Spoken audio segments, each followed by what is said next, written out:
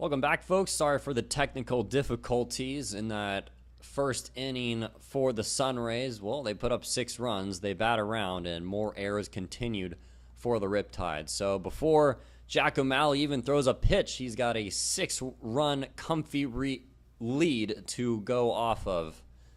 And it's safe to say he could be keeping that as well. He's got a great arsenal for him as he's here facing Nate Condina. He drives that fastball in high and tight. 3 balls and no strikes. Fastball, curveball, slider, changeup for O'Malley. That fastball usually sits at 93, 94. He's got some zip to it. But he favors that curveball, which we could see in those 2-strike counts. On the 3-0, this one's outside, and Cadena draws a 4-pitch walk. Leading off the game was Matt Flaherty, and he flew out to center field. Cadena just walked. Now it's Jake Brown. Following him, it's Ace Reese, and then Matthew Thomas. Rocco Gump batting 6th. Batting 7th, Luke Johnson. Max Senesac batting 8th, and Jackson Kamemer batting 9th.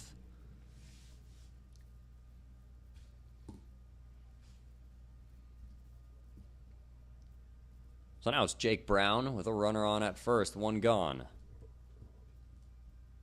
First pitch to Brown is away, and it's 1 ball and no strikes.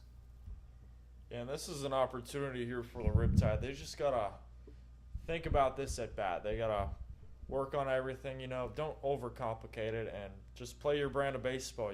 They've rallied back before, can definitely do it here, but 6-0 is definitely not nothing.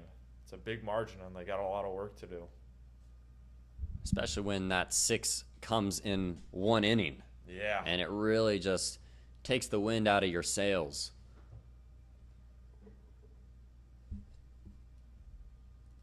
Jake Brown on the 1-0 pitch. Takes a strike. O'Malley found the top half of the zone. And it's 1-1. Brown going to be a senior here at Cal Baptist, not far from here, out in Riverside. Here comes the 1-1. Swung on, fouled back. 1-2. A little bit of bipolar play from Brown at Cal Baptist. His freshman year found a decent amount of playing time, played in 23 games. Started 7 of them as a true freshman, but only hit a .188. As a sophomore year, really took a dive as he hit under 100. Didn't really have much action there, but he found himself back into the lineup. A consistent .538 slugging in his junior year. 2 balls and 2 strikes. Put 8 home runs over the fence. Let's see what he can do here on a 2-2 count. O'Malley to Brown, and he takes outside, just missing 3-2. Yeah, that's a great pitch there from O'Malley. You can't get behind that. That was a good one to frame, and just narrowly missed Jake Brown there. You're going to see a lot of fastballs from O'Malley and a lot of hot ones at that as well. He can top at 95 miles an hour. Especially when it gets hotter in the year, that'll definitely go up as a breaking ball is rolled over to the left side, foul. Cadena will have to go back as he got an early start. Yeah, I already like this at bat here from Jake Brown. He's battling against the fireballer Jake O'Malley, just trying to find a pitch he can turn on and hopefully turn it towards the Riptide's favor here.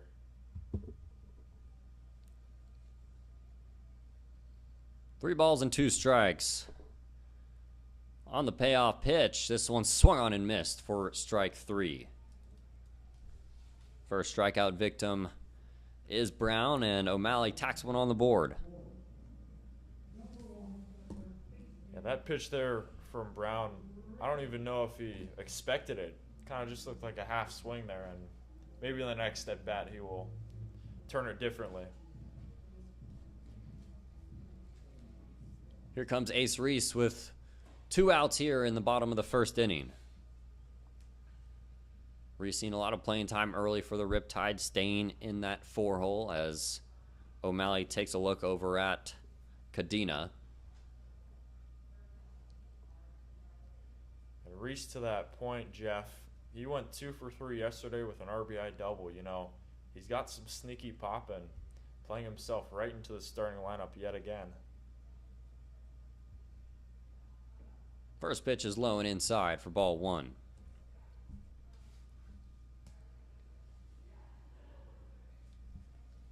Reese, a huge 5-tool player coming out of high school.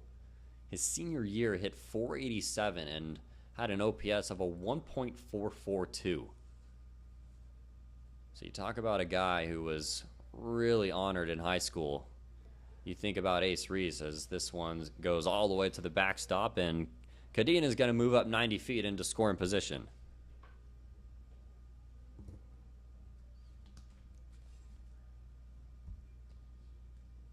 And this becomes even bigger here for Ace Reese. You know, 2 outs, little margin for error here, but you got to try and push him over. Hopefully get one back.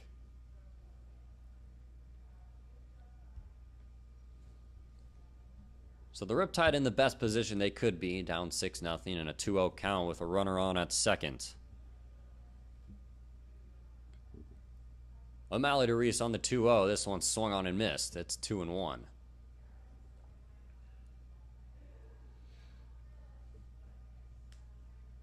Jack O'Malley will establish that fastball, and the Riptide have not been able to catch up to it.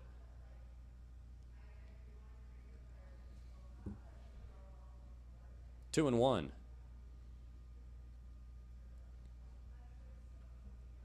O'Malley kicks and fires to Reese, and this one's a jam shot up the middle. Sliding play by Grantham. He makes the play over at first in time. Smooth like butter for the shortstop Grantham, and he gets him out of the inning. No runs for the Riptide as they still are down 6-0. We go to the top of the second.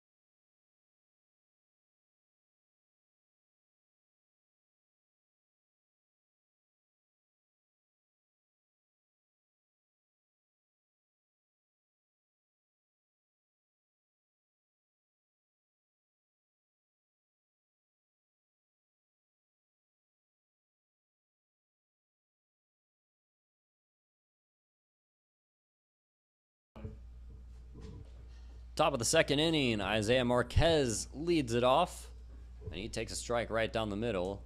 No balls and 1 strike. SunRays bat around in the first inning. They played 6 on 4 hits.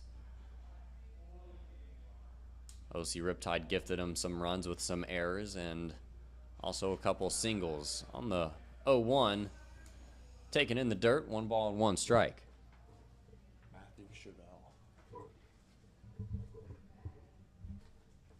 So it's Matthew Chevelle taking over for Colton Dahl as his night in book is done. Scholl fires in the 1-1. A good breaking ball. Didn't go around, though. 2-1. Yeah, and from Chevelle here, we're expecting just a different outing from Colton Dahl. He just didn't have his command today. You know, Riptide are going to try and turn it around here, especially pitching-wise. The 2-1 is inside for ball 3.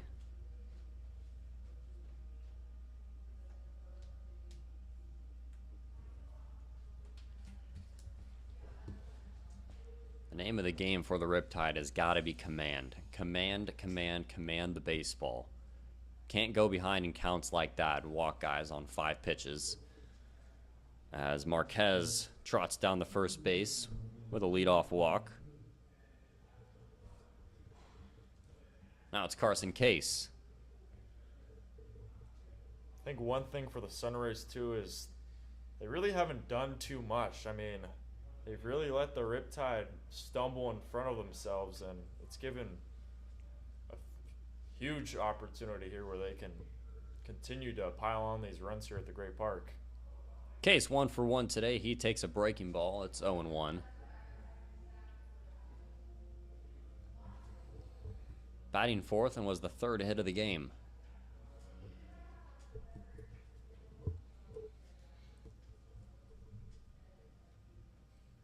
Fell the Case on the 0-1. This one's inside. Runner takes off. Throw is late over into second. And Marquez swipes a bag on Senesac on the ball in dirt.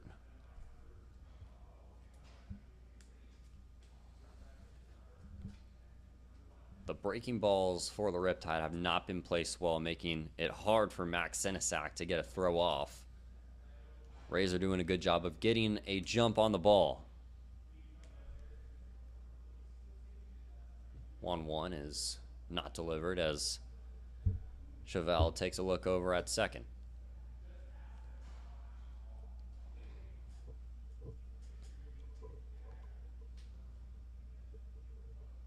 Now Chevelle kicks and fires, and this one's sprayed foul off to the left side. And for Carson Case, he's a local kid from Santa Ana, trying to get some home cooking here at the Great Park, not too far away from Santa Ana. Already 1 for 1, trying to make it more. Played for Santa Ana College this season. 1 ball and 2 strikes. To the hometown kid, here it comes, and the breaking ball is outside, and it's 2-2.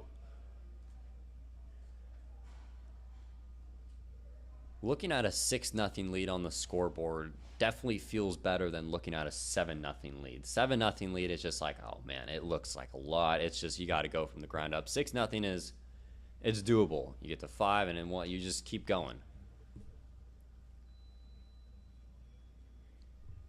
2-2 to Case. He pops this one up weakly on the left side. No play is going to be made as Senesac couldn't get there. Yeah, to your point, Jeff, you know, you just got to take it pitch by pitch, at bat by at bat. That's really what it comes down to. And it's only, we're in the 2nd inning right now, you know, plenty of frames of baseball to be played for the Riptide.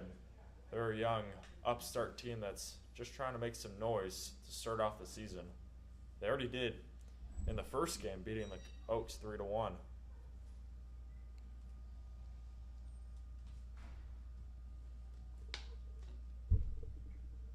Chevelle on the 2-2 count as Case rolls this one foul. We'll do it again.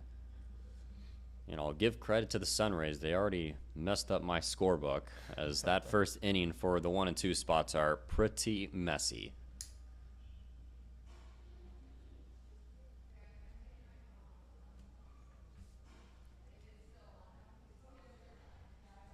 Almost the second time this season that the opposing team has batted around against this Orange County Riptide. This one gets past Senesac, and Marquez is going to get a free pass to third.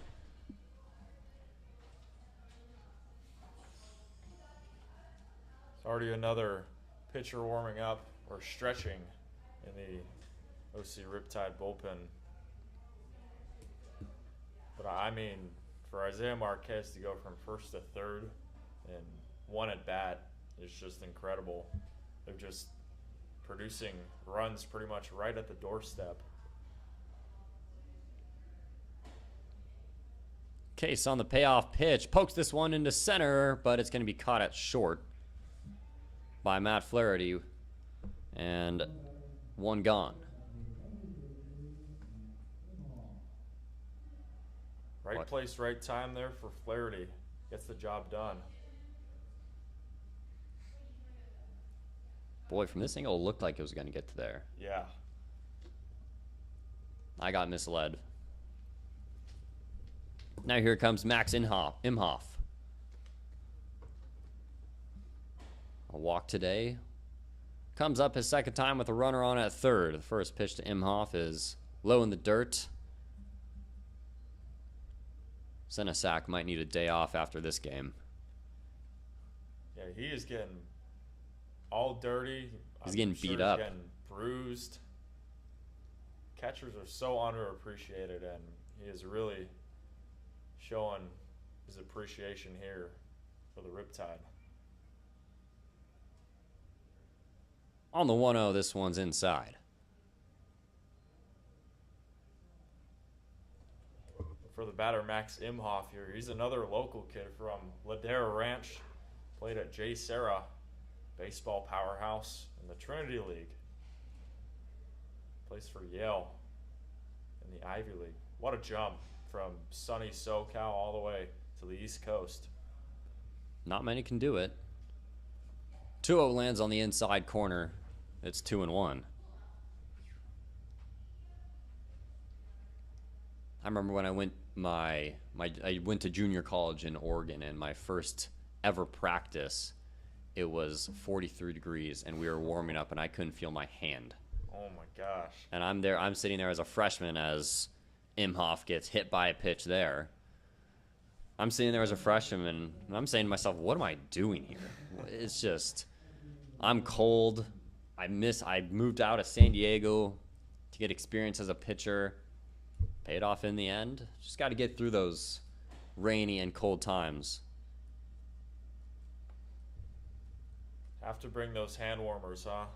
Oh yeah, you bet. Stack Yeah, them those up. were. I think I myself kept Walmart in business because I kept buying those things.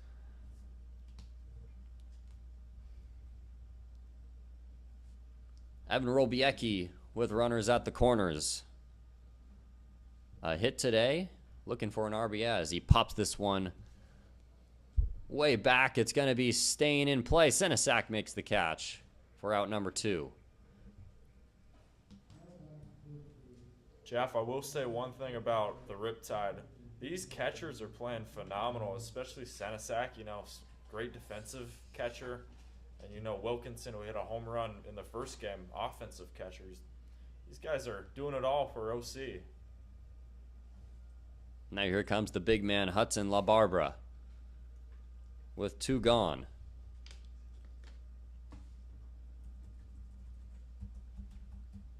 First pitch to the first baseman. Gets past Senesac. Here comes the runner, Marquez, and there's no play whatsoever, and the pass balls continue as now it's 7-0.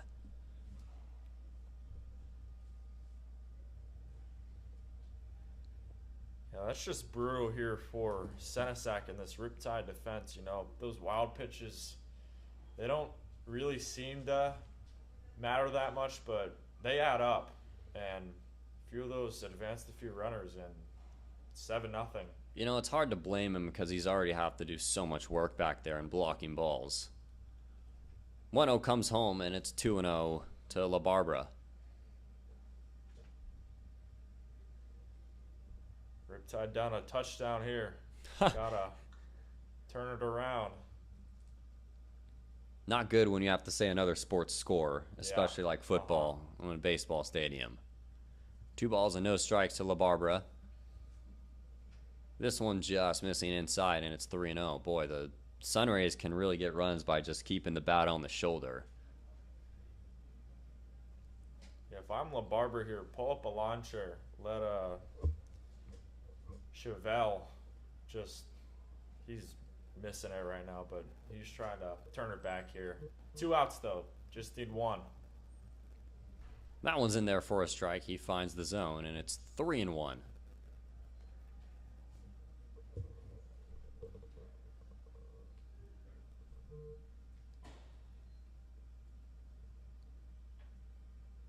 I can imagine La Barbara is looking dead red right here, waiting on that fastball.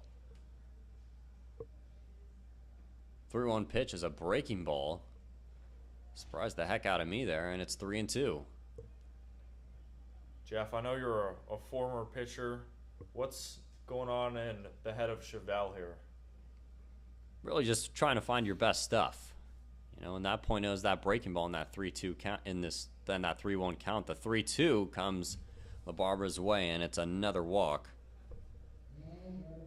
His second walk of the day.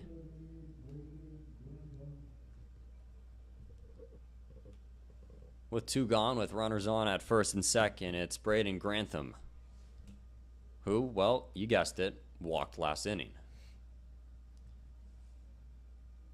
That walk is now number 5 for OC Riptide pitchers.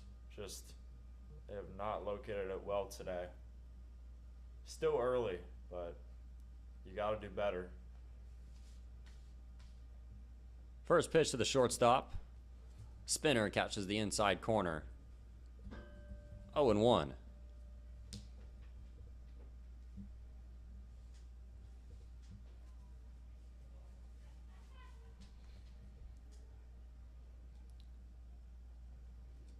With runners on first and second. Chevelle fires into Grantham, and this one's in the dirt again for ball 1.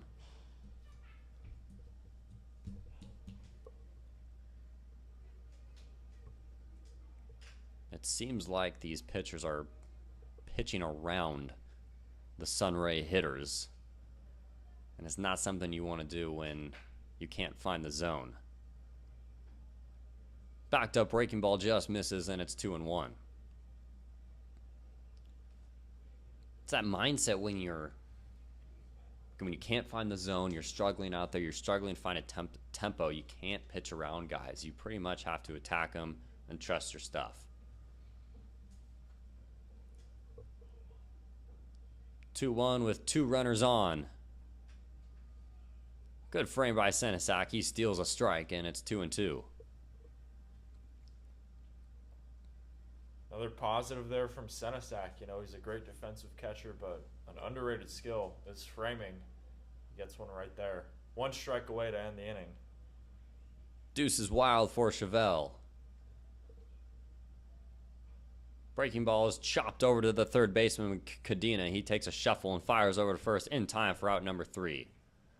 So the SunRays only get 1, but they increase their lead 7-0 as the Riptide go to the bottom of the second inning.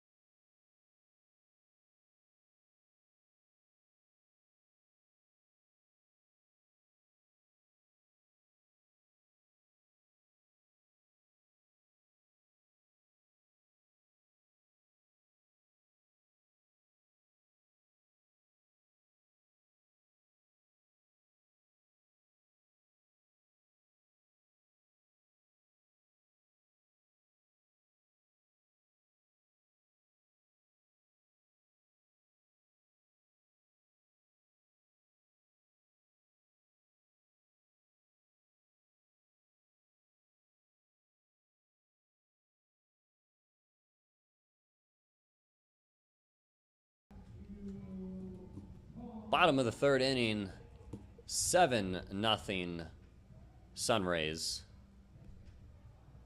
Matthew Thomas leads things off against Jack O'Malley, who had no problem getting through the first 4 batters of Riptide. Only allowed a walk in that first inning as he yanks a fastball to Thomas. It's 1-0.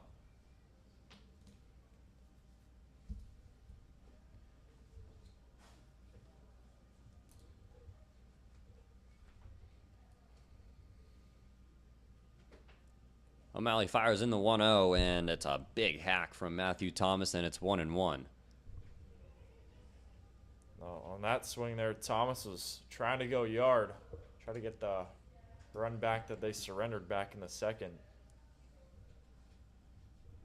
O'Malley's 1-1, catches the corner, and it's 1-2. He's going to keep firing in that fastball until the Riptide can make a difference.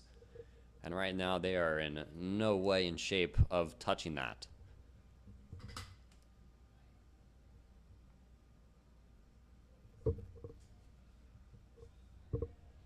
One and two. Late to the dance on that one, and Matthew Thomas has a strikeout, and there's one gone. Jake O'Malley, man, he is a flamethrower. He is just firing in pitches that he likes and throwing home absolute fireballs that, quite frankly, Thomas and Brown couldn't catch up to. 2 strikeouts on the day for him. Let's see what Rocco Gump can do in his first plate appearance of the day. The designated hitter watches the 2-seam go by. 1-0.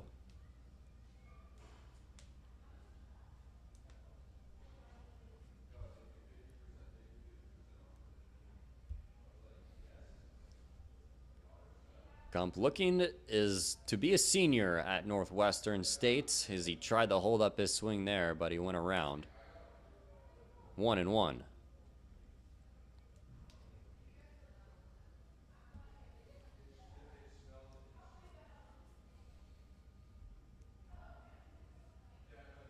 .6'3", 190 from Arizona.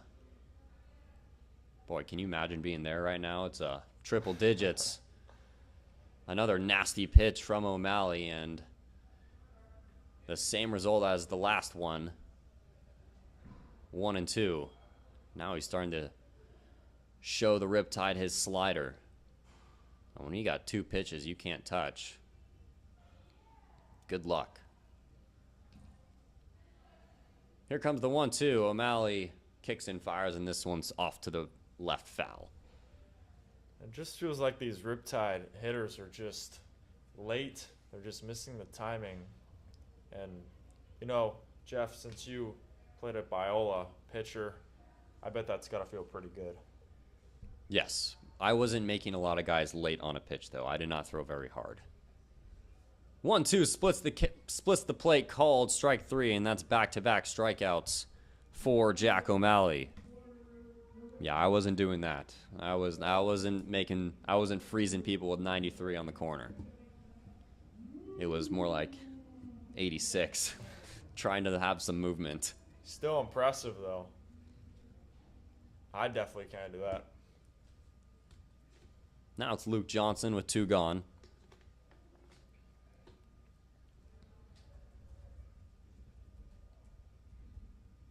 One ball and no strike to the second baseman.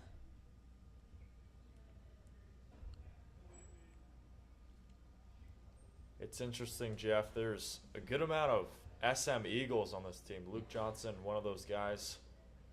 Plenty of others sprinkled throughout the roster. A lot of guys from the same area, and then you'll catch some on both rosters. That's like, how did you even find this team?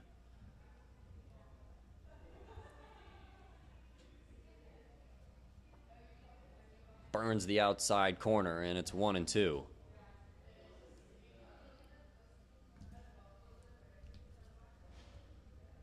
O'Malley clearly has mound presence right now. He can go with any pitch. The 1-2 to Johnson, and this one just misses. The infield was expecting that to be a strike, but They were already walking back to the dugout. just missed the zone there. On the 2-2 count to Johnson. He gets a hold of this one, a bouncing ball over the second baseman, Rolbiecki, and he makes the play for out number 3. 3 up, 3 down for Jack O'Malley as he keeps the Riptide offense quiet. 2 scoreless innings so far. We go to the top of the 3rd.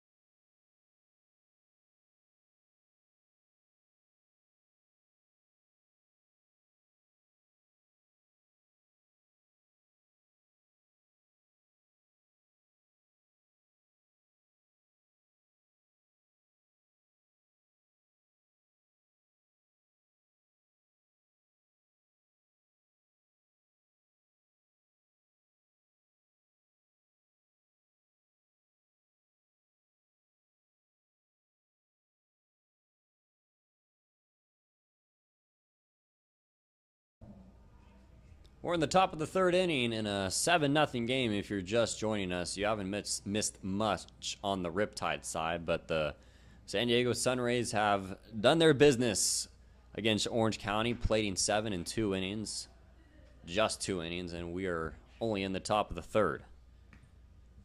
Jimmy Zakar leads things off against Matt Chevelle. First pitch on the outside corner, he finds the zone, and it's 0-1. Very refreshing to see.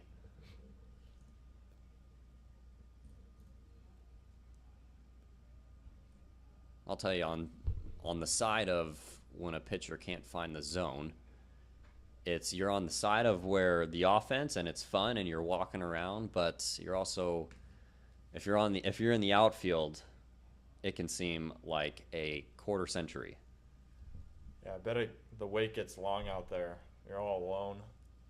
Talking to yourself. Called strike 3, and that's the first strikeout of the day for Matt Chevelle, and there is 1 out. First time the leadoff guy has been retired all game. And if you're a Riptide fan, you got to feel good about that for Matthew Chevelle. Goes quickly retiring Jimmy Zakar, the 9-hitter.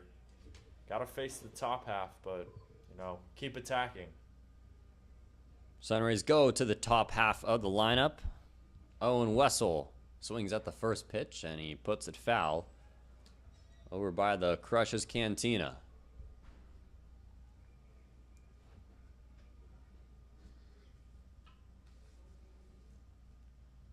So far, it feels like Chevelle is more doubt in this inning. I don't want to jinx anything, but I mean, he got settled in. He got settled in. I like Chevelle's short arm path. Hides the ball well.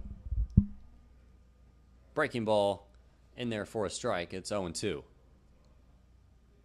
Jeff, how long does it usually take for a pitcher to settle into a game, especially like a relief pitcher? Well, it all starts in the bullpen, If it's a case like this where it's like it's a fire drill, to try and get pitchers in and throw strikes, it's a whole different story. But, you know, if you have time, or if your warm-up's good, it can take one inning. It could take 3 batters. But in terms of, if you're looking at it as a pitching coach, you should already be settled in as soon as you step on the game mound. On the 0-2 to Wessel, this one's just a bit outside. 1-2. And there's Senesac again. That one, if he wasn't up high enough, that would have sailed to the backstop. Makes another impressive catch. He's going to need an ice bath at the end of this. On the 1-2 to Wessel. Wow, ugly swing for strike 3. And that's the second out. You think he settled in? Back-to-back strikeouts? He's feeling good. You betcha. Take a spin and sit down, Owen Wessel. 2 up, 2 down, and both strikeouts. Man, Chevelle is locked in right now. Got to get the final one, though. Shane Stafford stands in the way of that final third out. Double and a strikeout in his first 2 at-bats in the first 2 innings. He watches the first pitch go by for a ball. 1-0.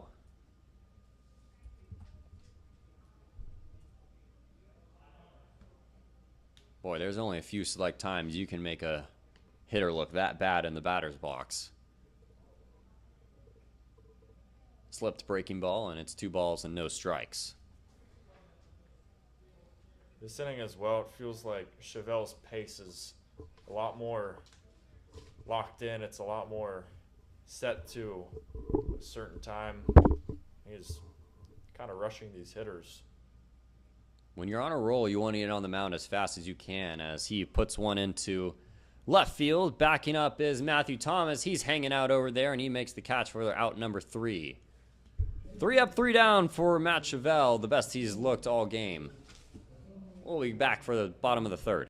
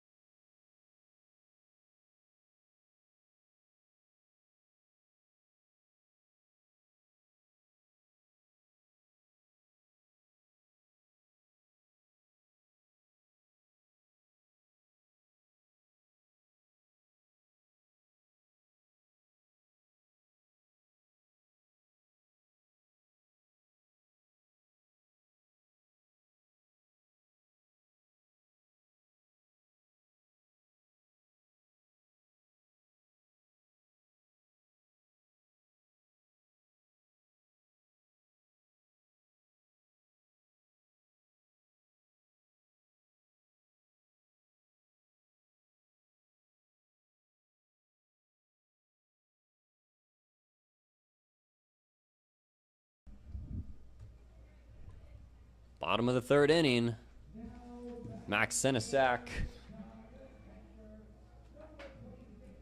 due up for the first time today. Hasn't had his first at-bat, but he has been put through the works behind the plate. Here to face Jack O'Malley as O'Malley puts a fastball just up in the zone, and it's ball 1.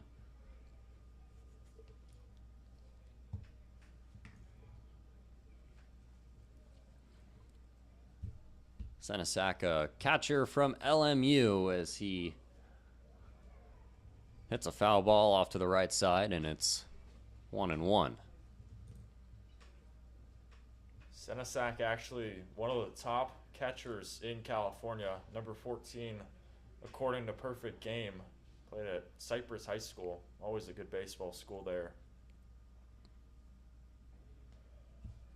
Committed to LMU his fall season. Freshman year started in 7 games. 26 at-bats, put together a respectable 231, and as a catcher, your job is really to be more of a defensive aspect of the game. 1-2 comes home, and it just misses outside. Usually you're seeing catchers in the major leagues, like if you're a defensive catcher, you're probably in the bottom part of the zone, or your bottom part of the lineup. There's always those couple catchers in the league that are hitting cleanup, batting second, like Will Smith, William Contreras. Those guys are some of the best hitting catchers in the league. But you're mainly there to put together a defensive display. And the Riptide may have struck gold with the tandem of Wilkinson and Senesac.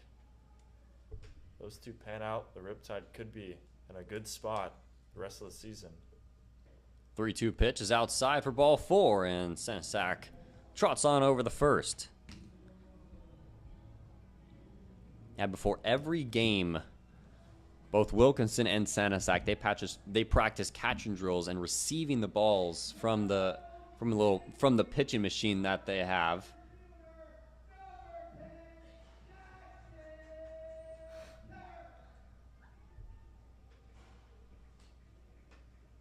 Today's actually a special day for the Riptide. It's the debut of the bat dog, Omaha. Omaha, and he was having some trouble finding that bat.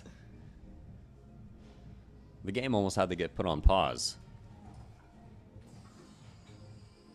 Jackson Kemmerer, the 9-hole hitter, finally sees his first at-bat in the bottom of the 3rd inning.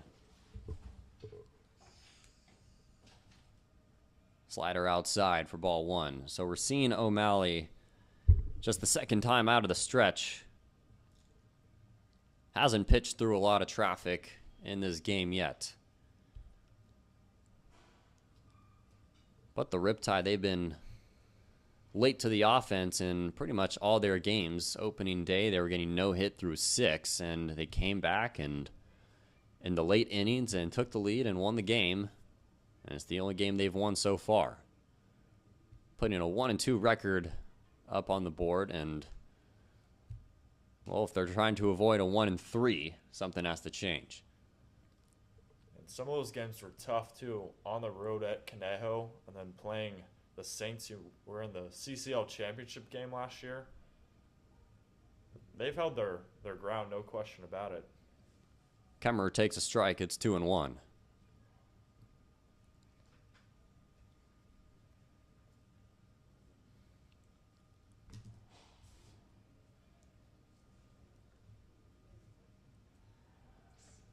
Pick over at first. That was awfully close. Checking on Senesac. I don't think he's going anywhere. Didn't have a lot of stolen bases at LMU last year.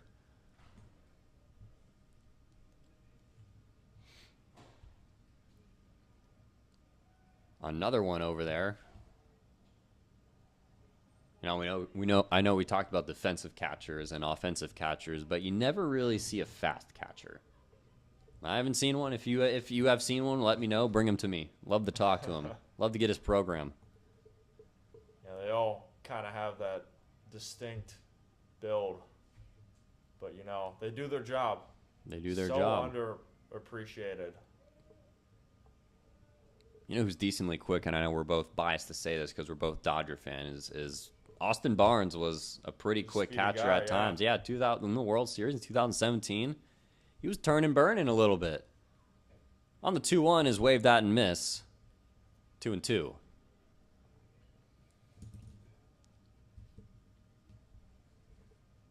know, it's hard to ask for them to not only be great defensively, but to steal bases, you know.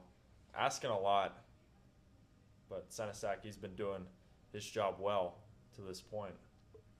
Let's see what he does here on the 2-2, and he takes it on the outside corner, ball 3. That one probably didn't miss by much. We're seeing the Riptide hitters be a little more patient up there and not swinging at balls out of the zone.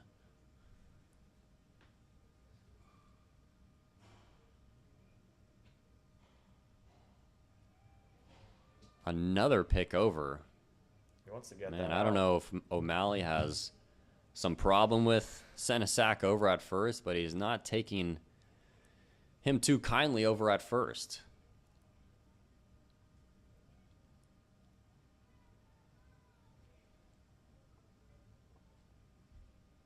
O'Malley to Kemmerer, that's high and tight, and that's back-to-back walks for the Riptide. As they're starting to see O'Malley a little better. Yeah, two great at-bats there from Senesac and Kemmerer to get a result. 2 ducks on the pond here. Oh, boy. It's going to be a visit. There he goes. He got the bat. Where is he taking it, though? Omaha's taking the bat to Bel Air. How cool is that, Jeff? On the left side of your screen, right below the scoreboard.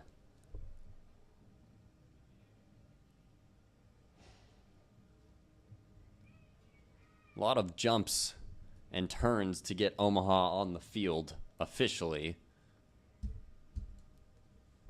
So we got back-to-back walks and now a mound visit to go check on O'Malley. First time he's had the pitch through traffic, and the OC Riptide flip the script and they go to the top of the order with Matthew Flaherty. Yeah, this is a great opportunity here for Matthew Flaherty. Also a former Santa Margarita Eagle just down the road. He's got 2 runners on here. Great opportunity. Can't have a double play happen, but anything else, just keep it in the air, keep it out of the infield.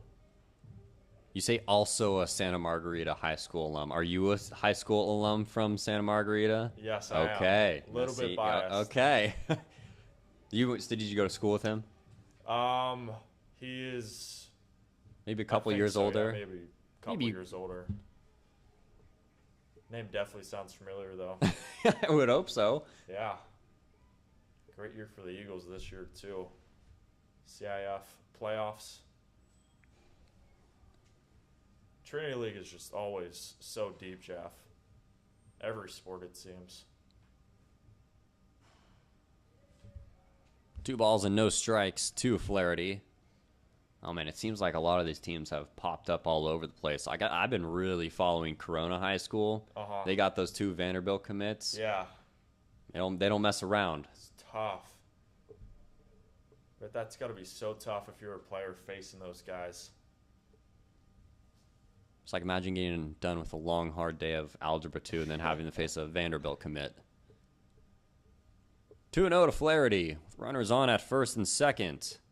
This one's going to get past the catcher, Imhoff, and that's going to move a couple runners up. And Senesac was thinking about going to home as that one got all the way to the first base dugout. Yeah, that ball at the backstop just caromed off of the right angle. Not too great at geometry. I don't know all the shapes. Call that a half hexagon, pentagon, something like that. But it was squirting, and the Riptide, 2 runners in scoring position. Here we go. 3-0, the most the Riptide have threatened with. They're saying the dog is a girl, not a boy. Okay. And 4 pitch walks. That's 3 straight walks for the Riptide. That's loads the bases. And here he comes.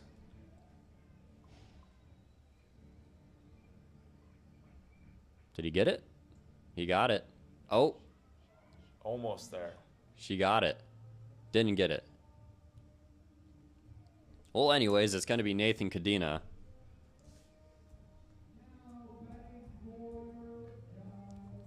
It's got to be a pitch clock violation, right? Yeah, it should already be strike 1 on Nate Cadena. So cool to see the bat dog for the Riptide here. That one's ball 1. It looks like Imhoff and O'Malley got mixed up. O'Malley thought a breaking ball was coming maybe, or Imhoff thought a breaking ball was coming, and O'Malley fired in a fastball. It is for a strike. It was for a strike, though, so it found the zone. Just didn't look like a strike. And this could be a huge turning point in the game if the Riptide are able to find something in their favor, especially with the veteran Cadena, who was here last year. Had a great season, 2023. That's upstairs for ball one. Senesac over at third, Kemmerer over at second, and Matthew Flaherty on first, all with free passes.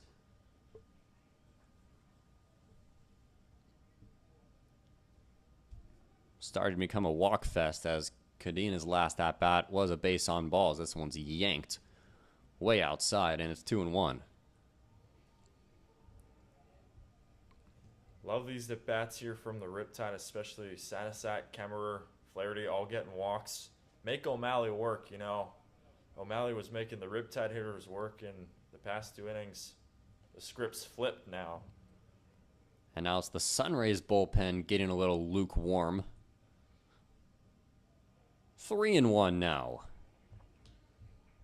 The fastball command for O'Malley was so promising in the first 2 innings, and all of a sudden in the bottom of the third, he just can't seem to find it. He was locked in those first 2 frames. Struggling here. Could be trouble for the SunRays.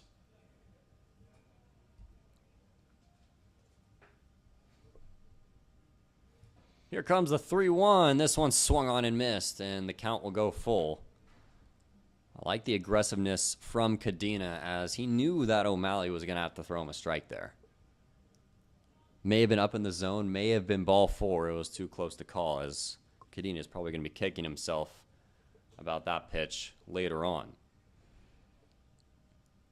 Payoff pitch. This one is also swung on and missed, and a big first out for O'Malley.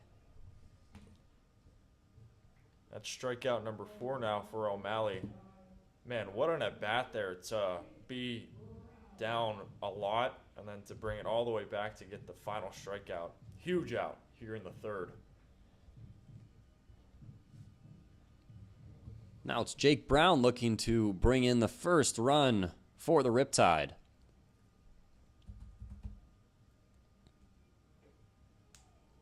High and tight for ball 1. Looked like a 2-seam.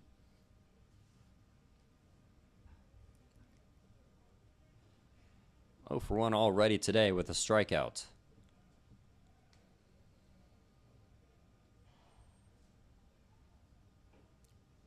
Went back up there again. This time Brown offered at it, and it's 1-1. That was a beautiful pitch there from O'Malley. He just snuck it in right next to Brown, who couldn't lay off.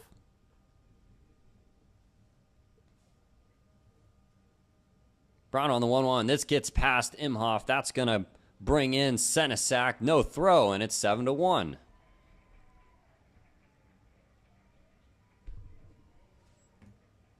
Riptide runners move up a base.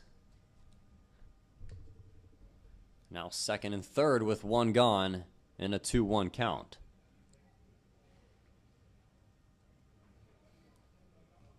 Yeah, and for Brown here, you know, he's up in the count. But, you know, maybe something on the right side of the infield towards the outfield could really spell trouble here for the SunRays. Got some decently fast base runners in scoring position. Huge moment. O'Malley flicked a breaking ball in there. That one just misses, and it's 3-1. Ace Reese awaits on deck.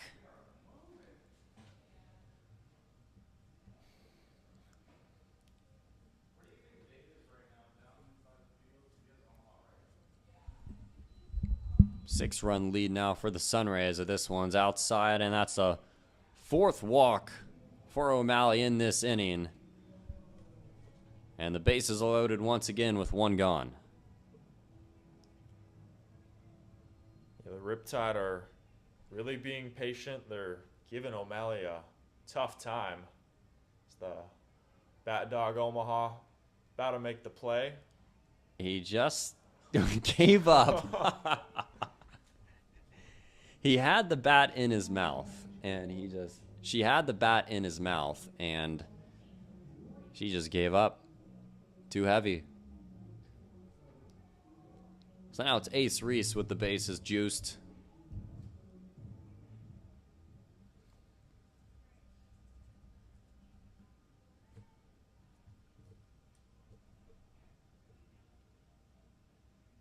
He takes strike one.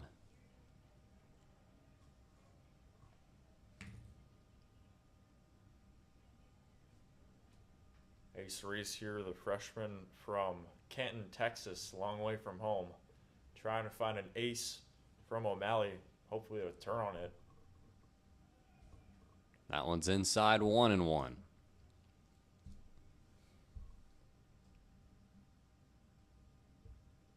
Best chance the Riptide have in the game so far.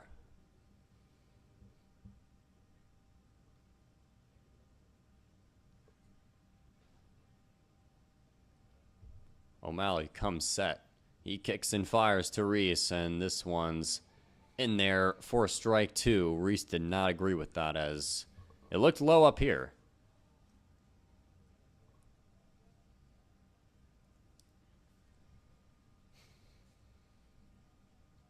One and two to the southpaw. This will be a big second out if O'Malley can get it. Outside, good work by Imhoff. It's 2-2.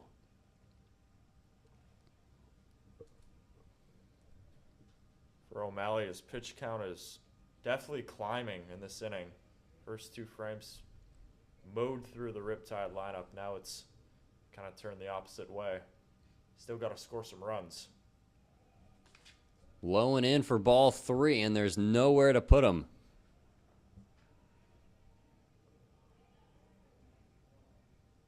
Little momentum for the orange and blue.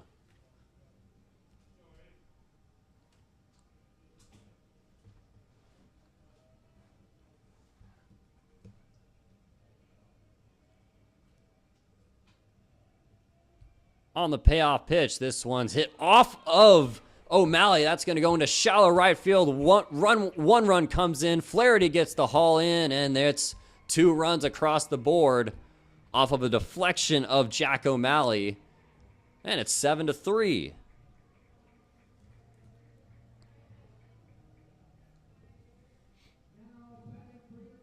Great swing there from Ace Reese. He ricocheted off of the left foot of Jake O'Malley, and that one kicked into shallow right field. Just a great swing, and the Riptide are clawing back. Not done yet. So now it's a 4-run lead instead of a 6-run lead as they're trying to cut it in half.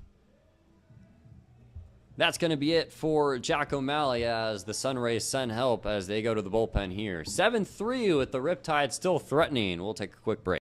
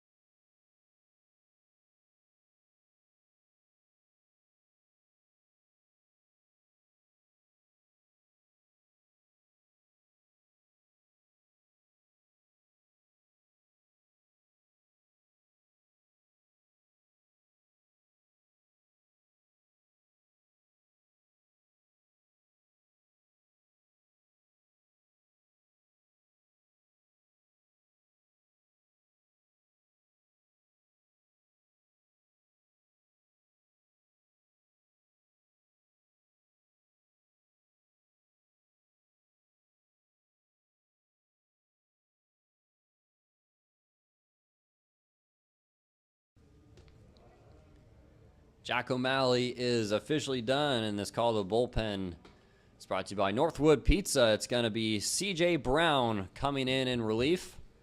O'Malley's day is done, but the book on him is not closed as he's responsible for the runners on at first and second. Matthew Thomas looking to continue the damage against the SunRays pitching staff.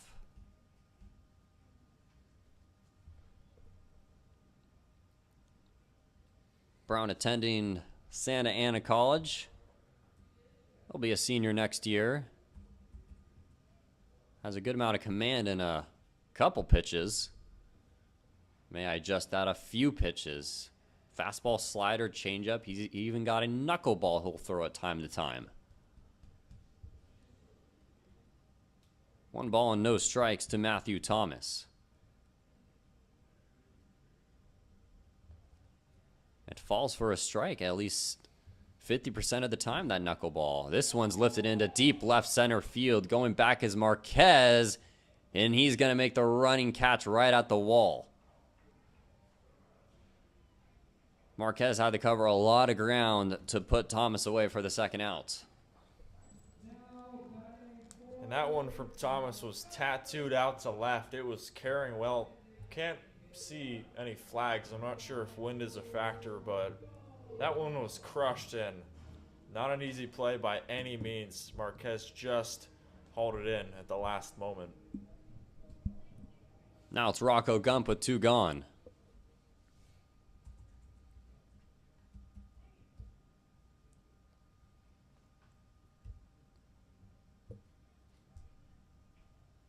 He puts this one into center, shallow center field coming in his case. That's going to drop right in front of him. 1 run's going to come in.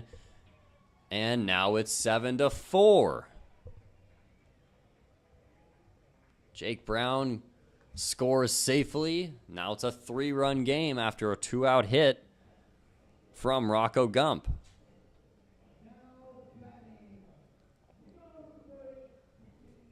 Ace Reese moves over to third, and Gump moves over to second after the throw came home.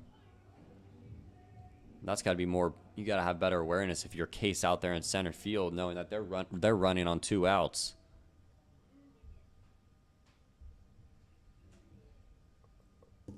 So all of a sudden, the Riptide have the tying run to the plate with Luke Johnson as he takes ball 1.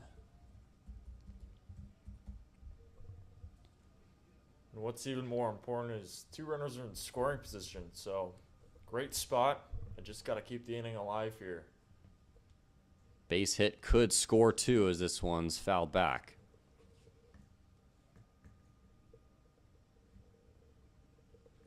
Was talking earlier in the broadcast how the Riptide, even though they're down, they still fight, and they have launched a big punch on these SunRays here in the 3rd. On the 1-1. Heads up. Swung at that. It looks like it hit him too. Maybe fouled it off the bat. Funky swing there. A lot of unorthodox happenings involved in this game already. A couple batters looking silly. And that makes it 1-2. Runners on at second and third. Luke Johnson on the 1-2. Ground ball over to the left side. Wessel, throw over is going to be in time. Third out kills the rally, but the Riptide get 4 in the bottom of the 3rd inning, and they cut the lead in half to 3 runs. Top of the 4th coming your way.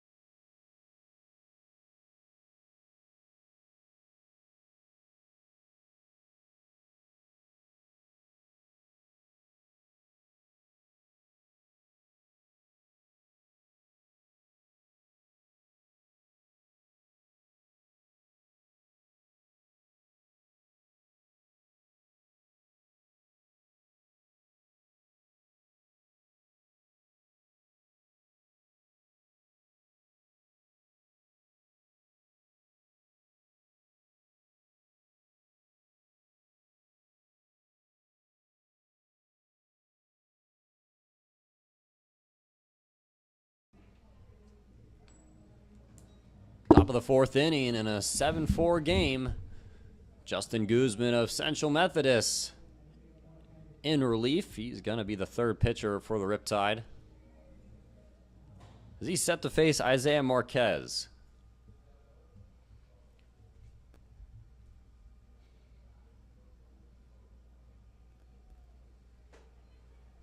Guzman fires in strike one to Marquez. Don't forget, after the game, you should head over to Chick-fil-A in Woodbury Town Center, where they strive to glorify God and to be America's best quick-serving restaurant at winning and keeping customers. And don't forget, serving you is our pleasure.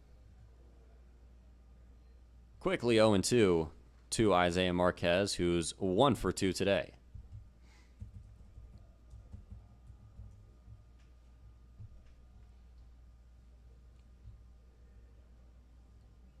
Good breaking ball. Disciplinedly taken by Marquez.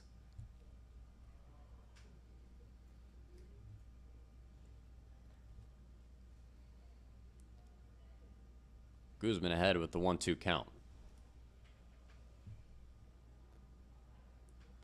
He gets Marquez to softly pop up on the right side. There's Luke Johnson. He makes the catch for out number 1. Yeah, great job there from Guzman to keep it in the infield. You know, he was battling with Marquez, but just snuck it in there and kept it close for the first out. These Riptide pitchers, they have to have their command down.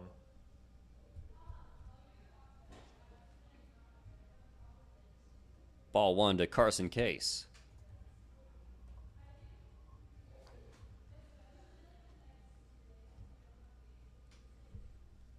Case also 1 for 2 with a single in that first inning, where the SunRays have put up most of their runs.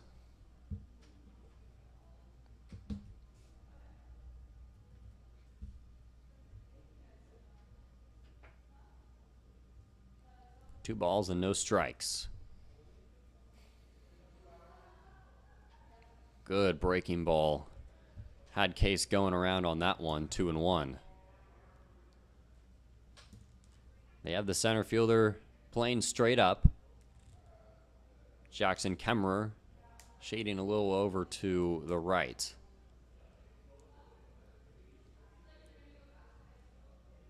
Here comes the 2-1. Back-to-back breaking balls. They both land for a strike. It's 2-2. Guzman's delivery is kind of uncharacteristic. You don't see a lot of pitchers funky doing that. Yeah, that's the word. And that can really throw a batter off. That one's outside, and it's 3-2. It's like, when do you load? When you get the hands back? It's herky-jerky. No, one MLB player that does that well, Nestor Cortez.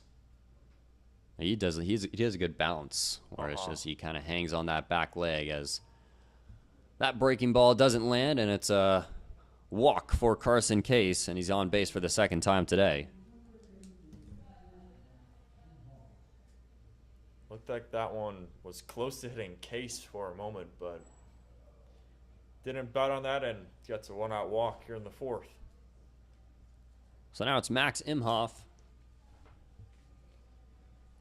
in his third plate appearance. A base on ball and a hit by pitch. Fills up his stat sheet as he jams this one over the right side, and that's going to find a hole going into right for a base hit. Right place, right time for Max Imhoff, and he's smiling at the dugout knowing he got away with something. Yeah, that one was just a little dribbler that just scooted past the right side of the infield of Reese and Johnson. And pretty much in the blink of an eye, the SunRays are once again threatening here at the Great Park. First and second, one gone. Evan Robiecki due up. He sees the first pitch low, gets by Senesac, but not enough to where the runners are advancing. No balls, 1-0.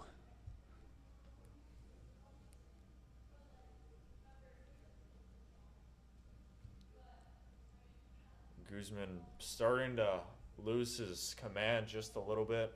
You know, he was dialed in after getting that pop-up on Marquez. Just got to lock down here. ground ball up the middle can end it. One gets two.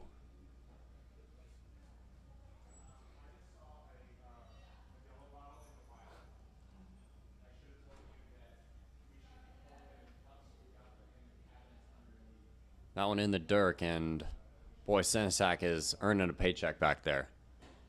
Yeah, he is doing it all for the Riptide, getting on base and, more importantly, stopping those bouncers.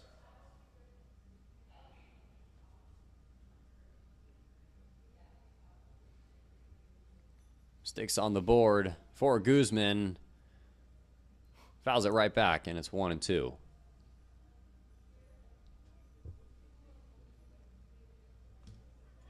Yeah, and for the SunRays here, these at-bats competitive, unlike the last inning where they went down in order.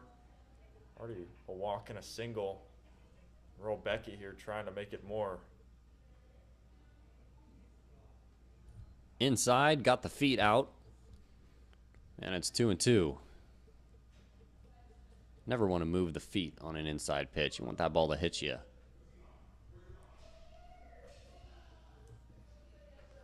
Rolbecky on the 2-2, spits on that breaking ball, and it'll go to a full count.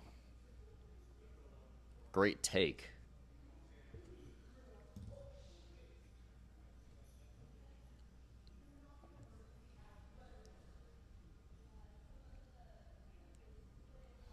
Three balls, two strikes, runners on at first and second. Payoff pitch is yanked foul, and it'll be out of play. I'm not sure how Roll Becky got a piece of that one. I agree. He turned his hands in on that one. Hit on the very low portion of the bat there. Just got a piece of it. Stays alive.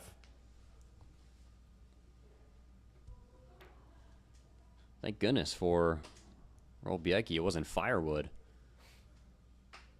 Another payoff pitch, and another one where I'm surprised he got to. Yanks it foul, and we'll do it again.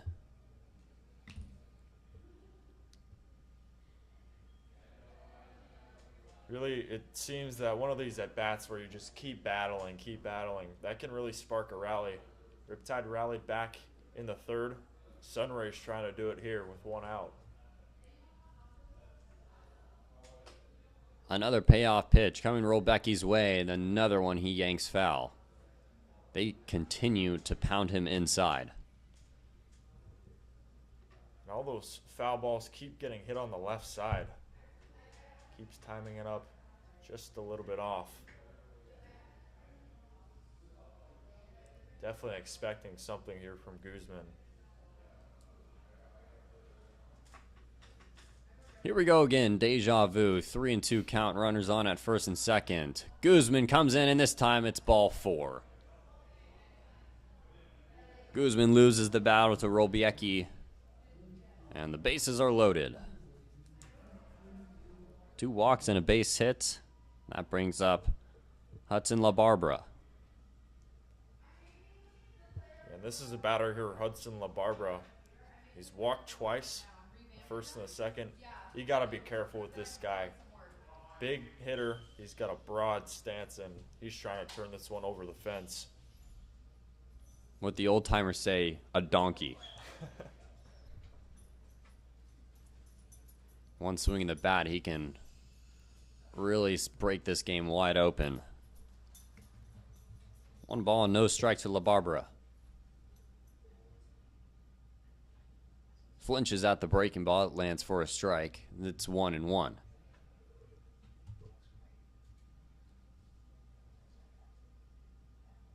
LaBarbera's probably mentally telling Guzman, hey, why don't you, I dare you to throw that again. Goes a little lower this time. No harm done. It's 2-1. Another great stop there from Senesac, keeping it in Guzman's wheelhouse. You know, if he doesn't block a few of those pitches, especially in the past, score could be a lot more in the SunRays' favor.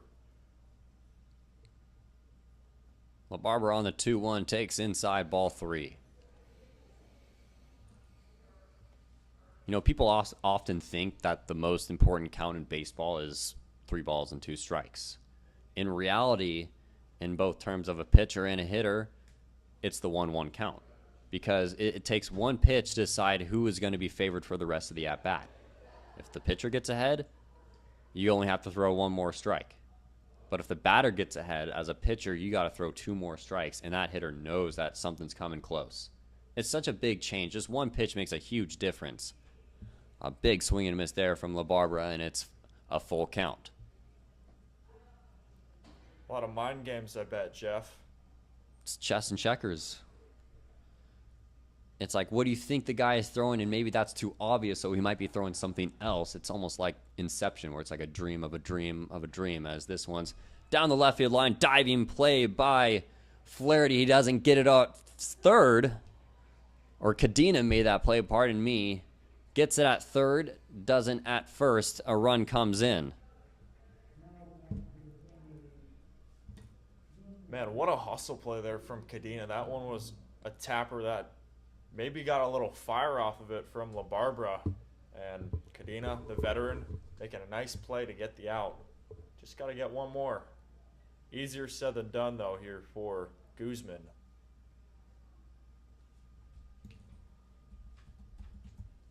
So now it's Braden Grantham in an 8-4 game. Rolbiecki goes over to second, and you did all you could as Nathan Cadena. He kept it in the diamond, and if he didn't, more than one run would have scored. 4-run lead for the SunRays now. Flied straight away out of play. For the Riptide, it's got to feel so good to have returners on this team. Patrick Hackworth is supposed to be coming back soon. Cadena making that play. Got 2 others, so 4 total returners. It's good to have all the young players learn a little thing or two from the veterans. Off speed 1-1 is just inside, and it's 2-1. Grantham 0 for 1 with a walk today, as the SunRays get their lead back up to 4. 2 on pitch, and it's way outside. 3-1.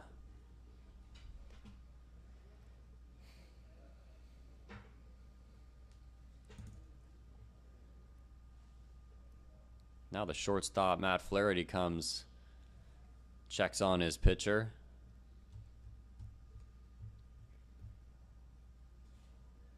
Sometimes a mound visit from a different player is all you need.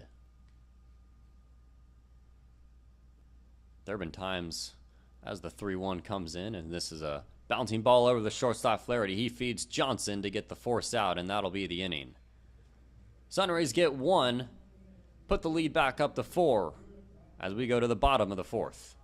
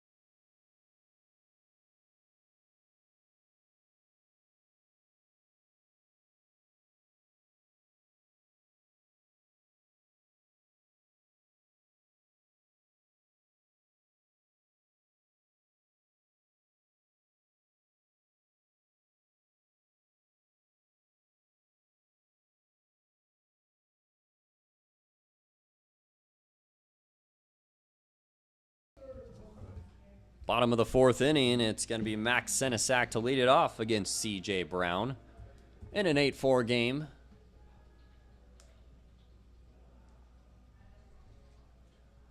Senesac, only a walk today. First pitch from Brown is a spinner in there for a strike.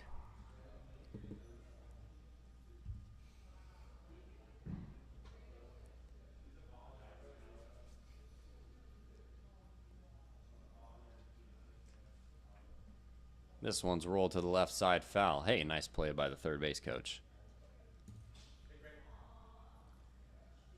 Last inning for the Riptide, they were able to tack on 4 runs. Expect something similar, especially with how patient those hitters were. And it started off with Senesac. Started off the rally. Walks equal runs, Andrew, as this one's going foul. 0-2. 4 walks in that inning. They were piling them on. You want to hear a fun fact? Interesting Let's hear fact it. here. A leadoff double is less likely to score than a walk. Really? Statistically. On the 0-2, and it's in the dirt. 1 ball and 2 strikes. I've seen it firsthand. Like, I've seen a team lead off double, and then the guy just gets stranded there. Versus when a walk comes, it's just, it mentally, as a pitcher, it's just more exhausting to give up a walk. Because as a pitcher, you should know walks are, like, the biggest no-no. Hits happen. You know, hits, the batter beats you fair and square, but a walk, that's a free pass, as that one's sprayed foul, 1-2.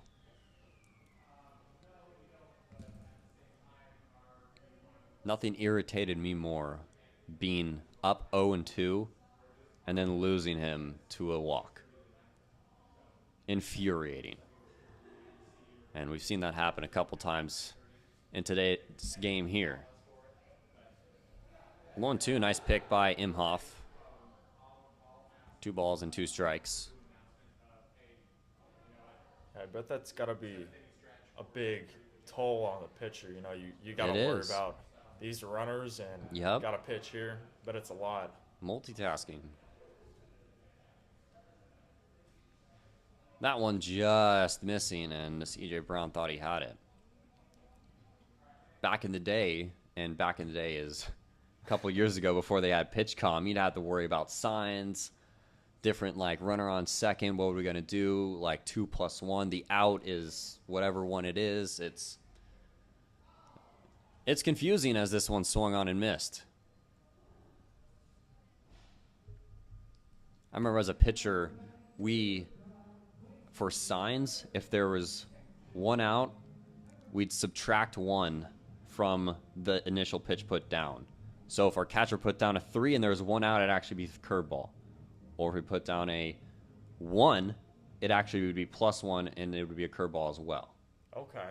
It's interesting. So if 2 got put down with 2 outs, it'd be a fastball. Very intricate. It's very interesting. It's like doing calculus out there. It was part of the reason why a lot of pitchers struggle. Jackson Kemmerer approaches. It's a lot to learn, I feel. It's a heck of a lot to learn, but now with PitchCom, it's all easy.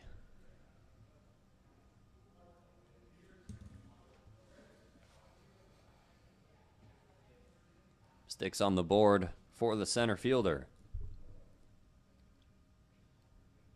He takes a healthy hack at that one, and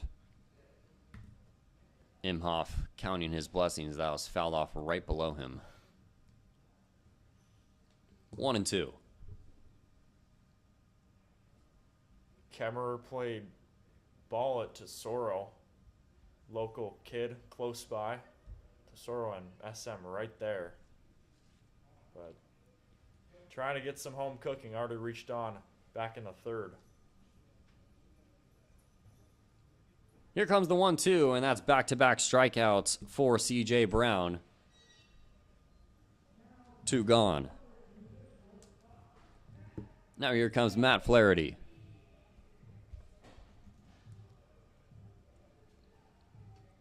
With that, the lineup flips over for the third time. I mean, last inning, the bottom batters get on. This inning, they strike out. Baseball's a funny game, Jeff. It is indeed. Flaherty 0 for 1 with a walk as he squares around to bunt. This one's topped foul. Flaherty expected to have a huge year next year at Utah, as he had a very successful redshirt freshman year, playing in 45 games, starting in 39 of them, primarily at shortstop. Hit just under 270 with a 269 average. Really knew the zone well, has a great awareness of that type of stuff. And it was at a time where it just started clicking for him, and it was March 19th where he had a huge 3-for-3 game against one of baseball's best, Arizona State. Ground ball the other way. Wessel fields it, fires it offline, and he's gonna get his foot back on the bag. Great athletic play by LaBarbera, and that'll be the third out. A 1-2-3 inning for C.J. Brown as we go to the top of the fifth.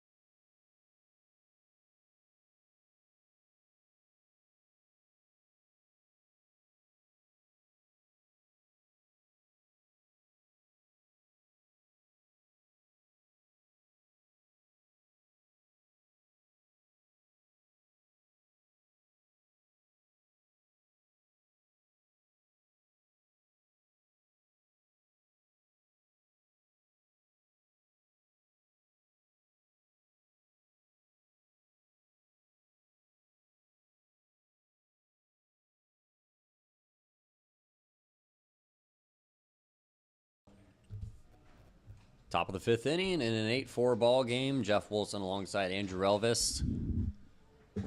Sunday Night Baseball, as it's going to be Jimmy Zakar to take things away. Guzman fires inside, and it's ball one.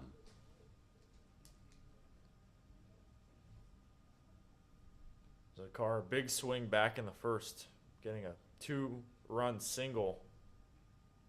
Continuing to produce here for the SunRays. You put the ball in play, you win a prize, you know, and he put it on the first base side and forced Ace Reese to make a throw, and it went wild, and then the runners just went havoc. Riptide are right in this game if they don't allow 6 runs to plate. 2 balls and 1 strike. Zakar also played for the OC Riptide in 2022, so 2 years ago. He only played 2 games, though, but former Riptide. Hey. Getting revenge. If you're an alum, you're an alum for life. That's exactly right. It's kind of like Ohio State player or fans claiming, oh, Joe Burrow, he was a Buckeye. He was. On the 3-1 pitch. It's going to be a 5-pitch walk to Zakar, and he's on base for the second time. Zakar already a productive day. He's on base twice. You know, even if it's a walk, it's still productive. And like you mentioned, last half inning, gets on with the leadoff. Very impressive stuff there from the 9-hitter, Zakar. Walks equal runs, and the SunRays have been walked 6 times. And all 6 of those runs have scored. Right to your point there. Owen Wessel, it's ball 1. And he's 1 for 3 today. This one yanked down the left field line, just foul.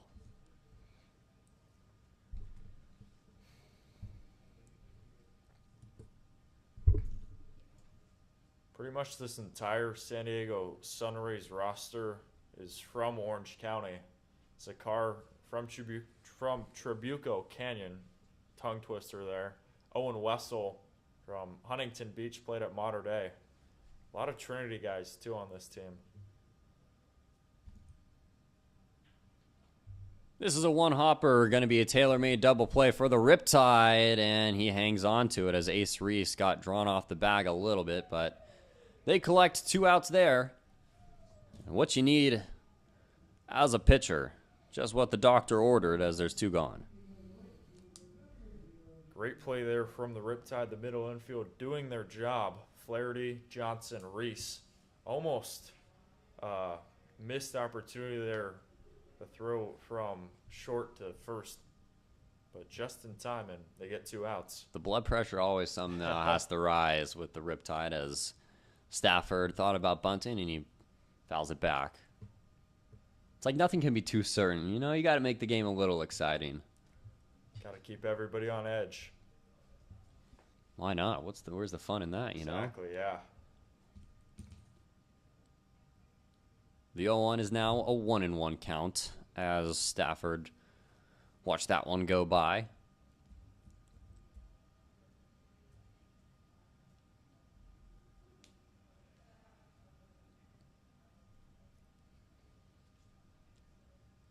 Guzman's 1-1 to Stafford. Fouled over towards the Riptide dugout, and it's 1-2. Stafford's already been good today. Second bat of the game. We got an RBI double, making it 1-0. Pretty much seems like all these guys are producing, Jeff. 1-2, slowly tapped, but it's foul.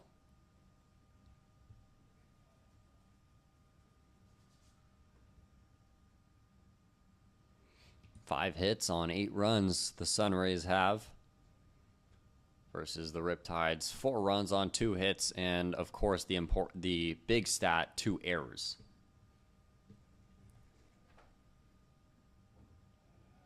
That one was nasty as Guzman gets Stafford swinging. Another 3-up, 3-down inning for the Riptide as we're halfway home in this one. It's 8-4.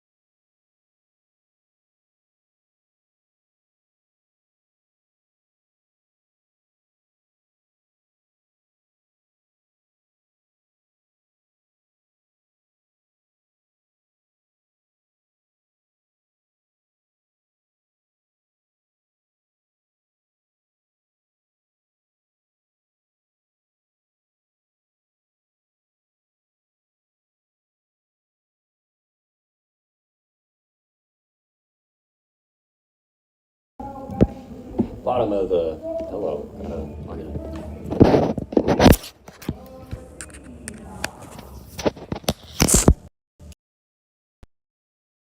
Bottom of the 5th inning in an 8-4 game. Nathan Cadena leads things off. CJ Brown back out there for his third inning of work, or at least trying to get through 3. Great spinner from Browning. Cadena takes it for a strike. Cadena playing baseball and comes from baseball as his dad drafted by the Yankees in 1996. As this is a chopper over to the shortstop, Grantham. He makes the running play in time. Just to have your dad by your side and going through baseball has got to be special. Especially a major league player, too. That's got to be a huge advantage coaching-wise. The Riptide here, though, heart of the lineup. Got to get something cooking as we're starting to get closer to the end of this one.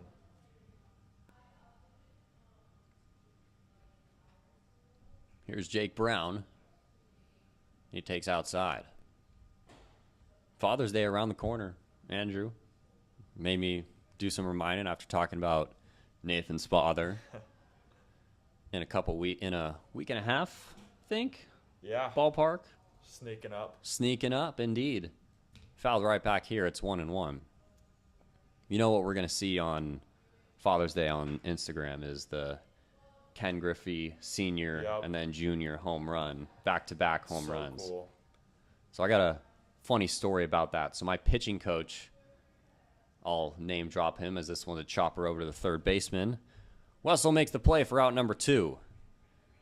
My pitching coach, Kurt McCaskill, was the one who gave up the back-to-back home runs. Oh, my gosh. And I realized that, and so I had a pitching lesson with him the next day. And I go, Mac, is this you? And he goes, yep. And he goes, let me tell you a funny story about that. So I was out there pitching, throw the pitch to senior, boom, gone, home run. I was like, all right, we got to shake that off. Junior comes up now. Pretty much the same pitch. See you later, opposite field.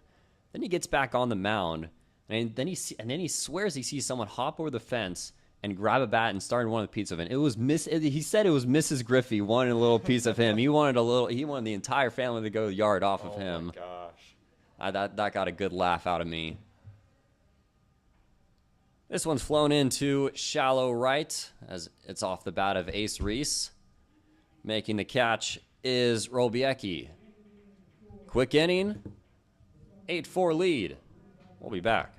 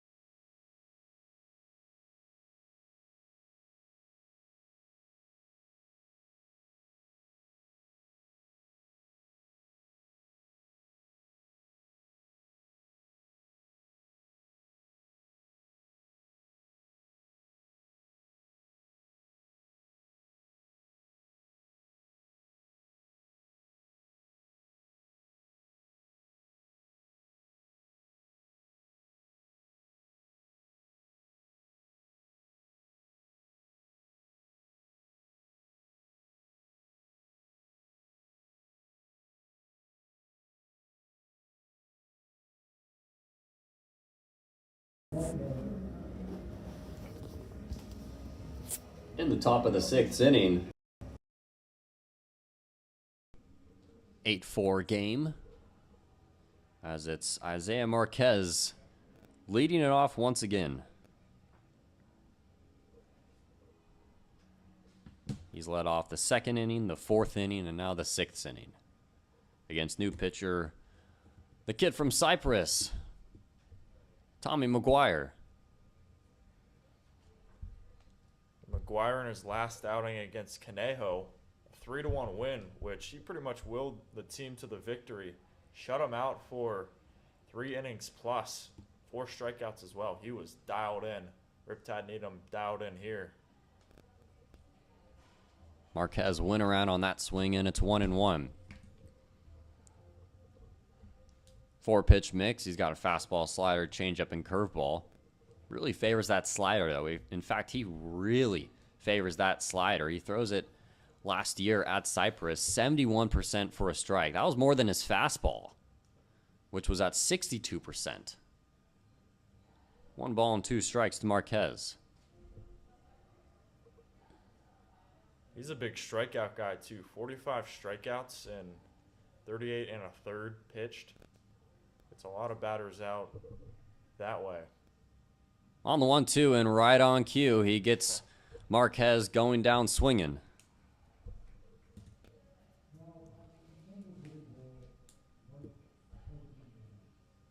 Now here comes Carson Case, hoping not to fall to a strikeout victim to Tommy McGuire.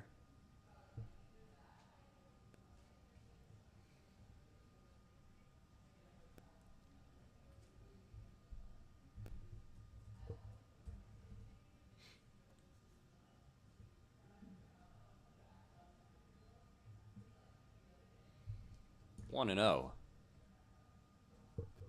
For McGuire here, just wants to continue to pump the strike zone. Already got 1 out and just looking to keep Case quiet, but Case has been on base twice.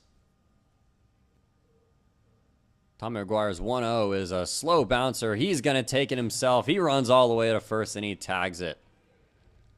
2 quick outs for the big 6'5" pitcher. McGuire making quick work of the SunRays. Hey, pitchers are athletes too. You saw it right there, flashing the glove. Yep. Cat-like reflexes from McGuire, then sprinting off into the sunset, able to get Case. Like that strut too. He was high knees almost. He was, at that pace, going to run all the way to Palm Springs. Now it's Max Imhoff. McGuire delivers ball 1. Whoopsies. You ever see Jerry Maguire? No. No? Tom Cruise? Yep. You've seen it? Uh-huh. Yeah. Yeah, you have. I mean, obviously not related, but still, his last name made me think of the movie. Good one. It's one of Tom Cruise's better. Sports agent in a low-life industry. 1-0 swung on and missed.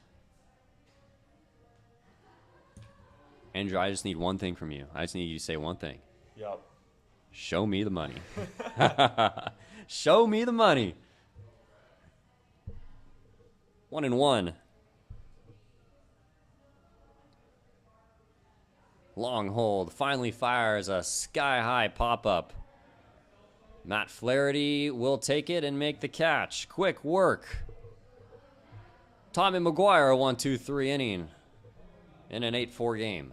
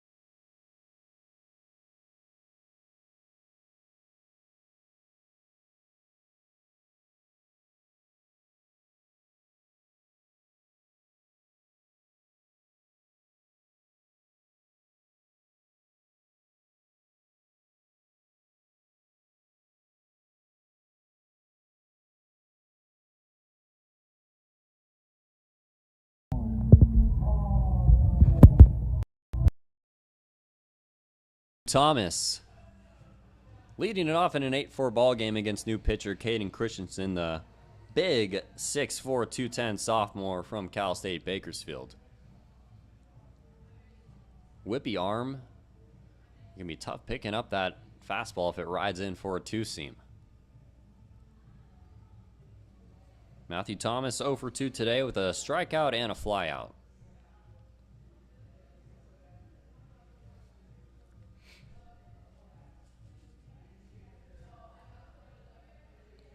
Riptide still trying to get past those 2 hits.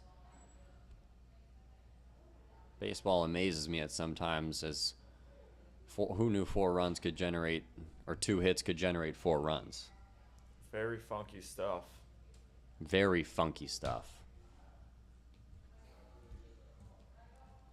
Riptide so far, 6 straight batters for OC have been retired. They got to turn it around as we're in the 6th. Bottom of the 6th inning, and if they have any more errors, Andrew, I'll be at the bottom of a 5th very soon. 1 ball and 1 strike.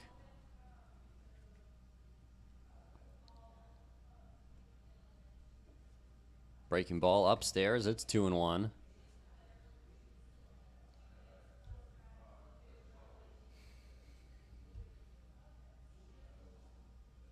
It's only 4 runs though, but still, as we get later into this one, it feels like a lot more. 3 balls and 1 strikes to Matthew Thomas.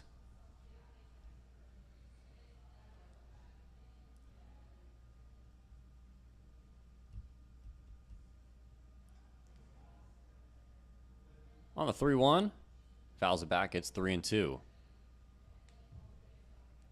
Matthew, growing up, has a brother and got deemed the nickname Chewy. And that's what a lot of his teammates call him, because his brother couldn't say his full name Matthew at a younger age. So he used to calls him Matthew, as this one's fouled back again. Matthew, or whatever you want to say in terms of that. So Matthew sounded close to Chewy. And then that did progress to Chewy, and since then it's stuck. Gotta stay with that nickname. I like it. Chewy. Matthew Chewy Thomas.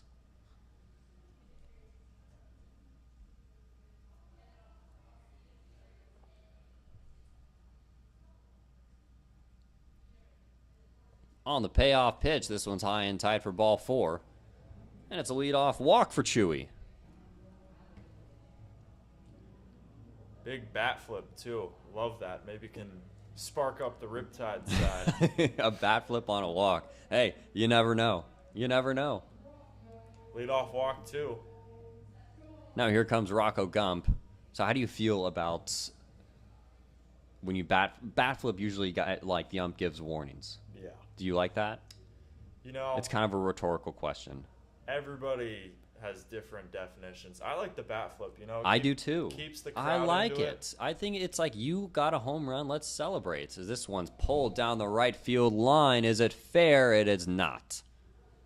Just foul as he yanked it hard. Like, here's my theory. Hear me out, Andrew. All right? Let's take it back to 2020 NLDS, Padres-Dodgers, and Cody Bellinger robs Fernando Tatis of a home run, and Brusdar Graterol chucks his glove in celebration. He got a lot of controversy for that. Personally, if a hitter's allowed to celebrate with a bat flip, so should a pitcher. It's part of baseball. Yeah, it's a part of baseball. Let the kids play. It's fun. These umpires, all due respect to them, they do a great job. Some of them, I feel like, take the fun out of baseball with that. And I've seen that happen multiple times to a guy with, cracked a home run, knew it was gone, instantly off the bat, pimps it, umps John at him as he's running down the line. Just run. It's like Bumgarner with Max Muncy. It's like, just trot, just run.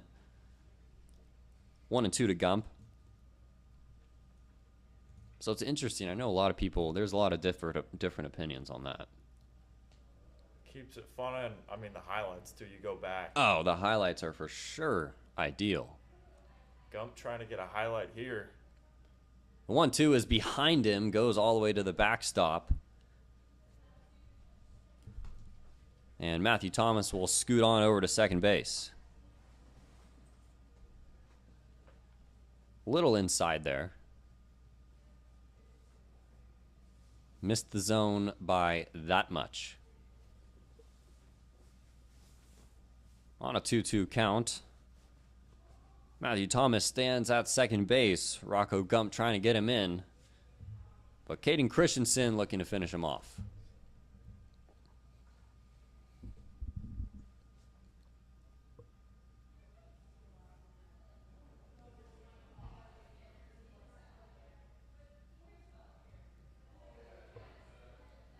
He looks at Thomas, fires in on the 2-2, and it's going to be a bouncing ball over the right side. Robiecki throws over to first and records the first out.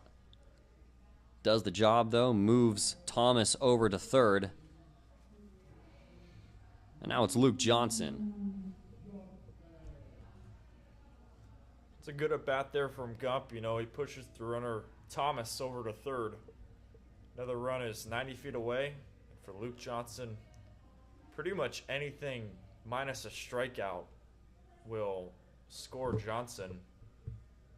Or excuse me, score Thomas. Big opportunity for OC. Luke Johnson looks to bring in Matthew Thomas. Well, if the Riptide get a rally, they'll be looking to celebrate a win tonight, and you should have an excuse to celebrate any occasion. You should head over to excusetocelebrate.com, where the goal is to produce fun and unique designs tailored to your vision. Inside for ball 2. Johnson 0 for 2.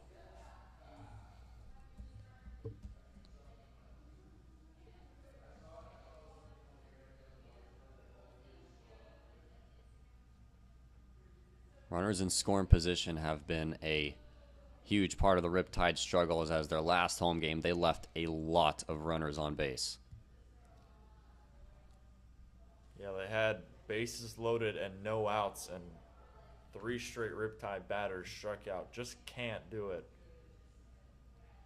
They've been a little bit better tonight, but still, got to capitalize. 3-0 just misses, and it's a 4-pitch walk for Luke Johnson.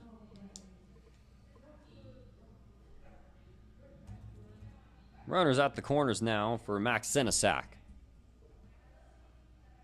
And with all the work that he's put in behind the plate throughout these 6 innings, he deserves an RBI.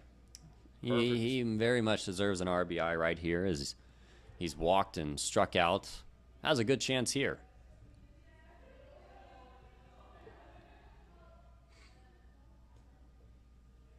First pitch is in there for a strike to the LMU catcher.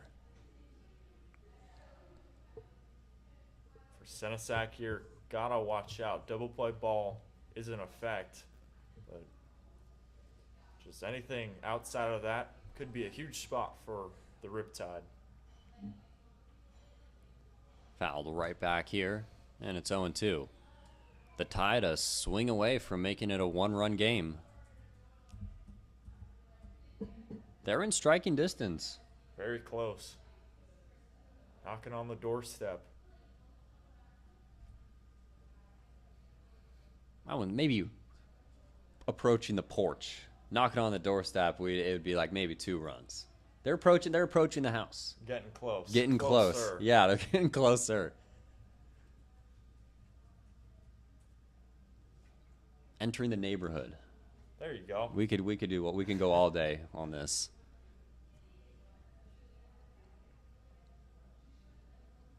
Caden Christensen looking to get the second out. On the 0-2 pitch, swung on and missed, and he does just that. A big second out. Now it brings up Jackson Kamemer. That's a huge strikeout from Christensen. It was runners at the corners with 1 out, and really shortens things up here for OC. Very little margin for error, and it's going to be up to the 9-hitter Kemmerer to turn him over.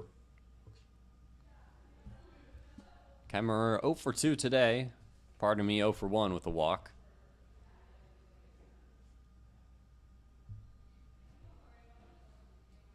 Ball 1 to the center fielder.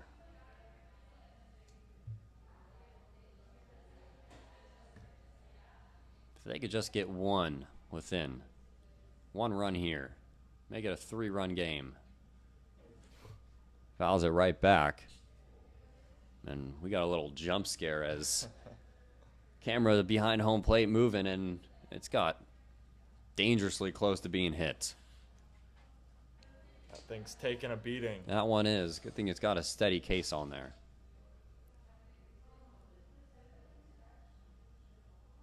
There we go. Much better. The 1-1 is inside, and it's 2-1.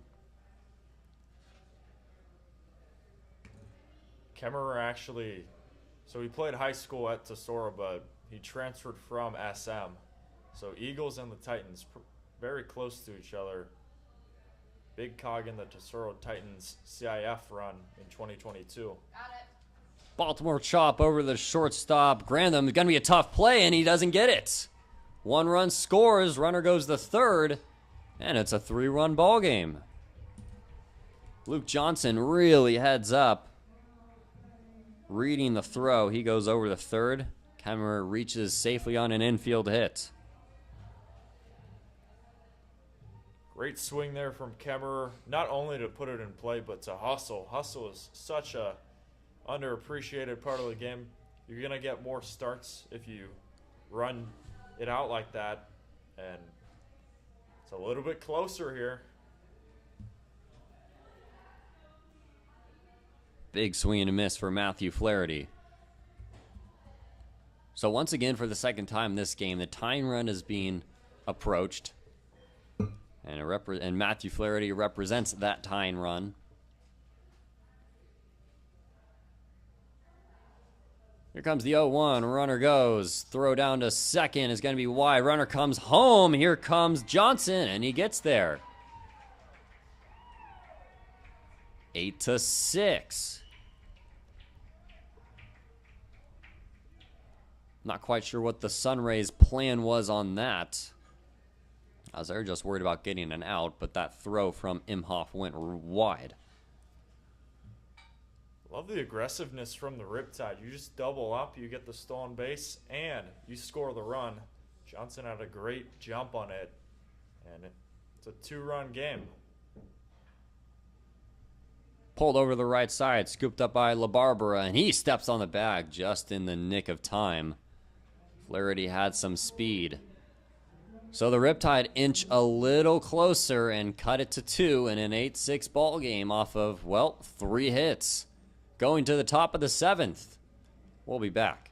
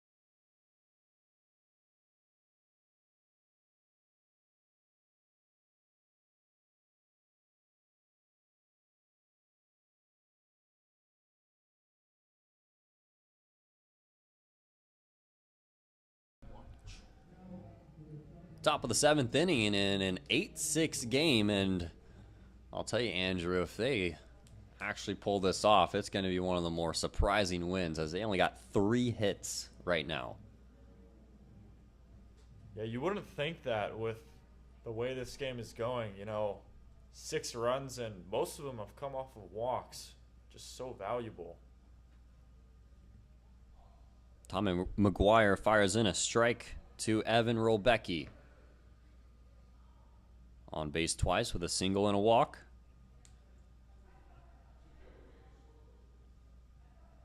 Having good poise out there late in the game, and I spoke a little too soon as he plucks Rolbecki in the back with a breaking ball. Well, if it's not a walk, it's a hit by pitch, and we've had a decent amount of those today. Hudson LaBarbera. I feel like they put this guy at the 7th spot, so just so we can get fastballs. A big dude like this. Dead red hitter. Just missing outside. Valiant effort by Senesac trying to steal that one. Yeah, I was going to say, he's been doing a nice job of framing.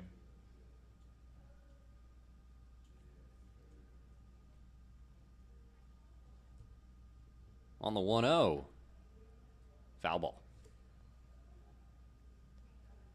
Just seems like if LaBarbera is going to time one up, that one's going to go a long way. Oh, you betcha. So much power, too. And he's primarily been a pitcher in college. Is that right? Sometimes he plays in the field, yeah.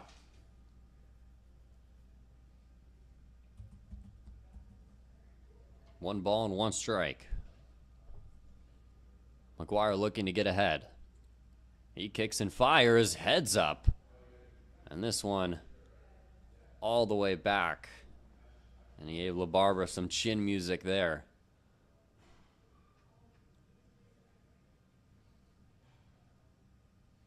That moves Rolbecki over to second base in scoring position. And now a huge run is in scoring position now.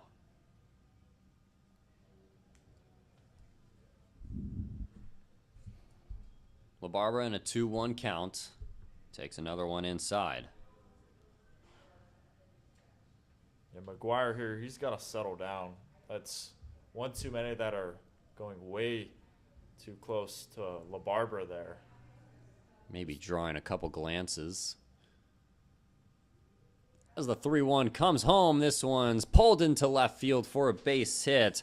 Rolbecki's going to get the stop sign at third. And LaBarbera gets his first hit of the day on base for the 3rd time today. Not a bad spot for LaBarbera as well, as we're getting closer to the conclusion of this one. Huge spot. Runners at the corners and no outs for Grantham.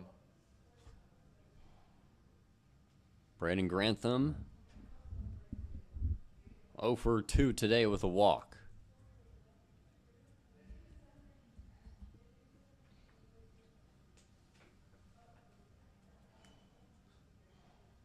First pitch from McGuire is another one high and tight.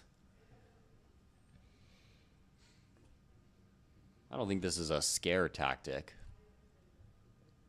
Putting one high and tight every single one. I don't think it is. Just losing it. Just losing it. Randy Johnson did that a couple times. Throw it right over their heads. Grantham on the 1-0. Another one close to the body. It's now, what, 4 in a row, 5 in a row, something like that. There's for sure 4. Yeah. Keep adding up. They're causing these SunRays hitters to step in the bucket. A 2-0, another one inside.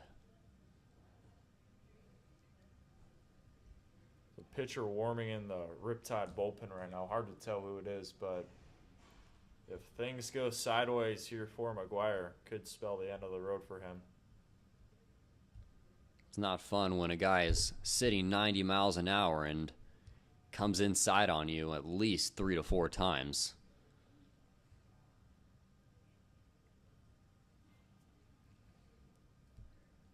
especially when his slider is more accurate than his fastball. Surprised we haven't seen more of those. On the 3-1 pitch, it's inside, ball 4, and that'll load the bases for the SunRays as Jimmy Zakar comes up to the plate. And that was enough for the OC Tide pitching coach to come out and have a quick conversation with McGuire. Yeah, McGuire, he was just losing the zone. 3 straight batters were allowed onto base. Much different than the 6th inning, though, where he went 1-2-3. Showing some heat, too. But just doesn't have it this inning. And assuming he stays in, he'll try and dial back in.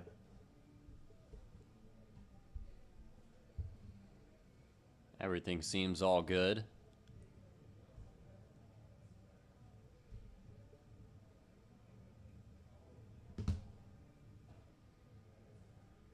His career high at Cypress in innings pitched was 6, so he's probably just getting gassed on throwing too many pitches, but he can go to the distance if he wanted to.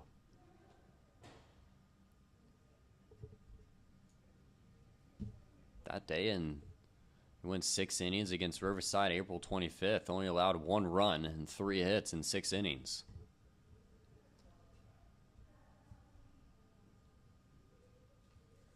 First pitch ball to Jimmy Zakar. Infield is in.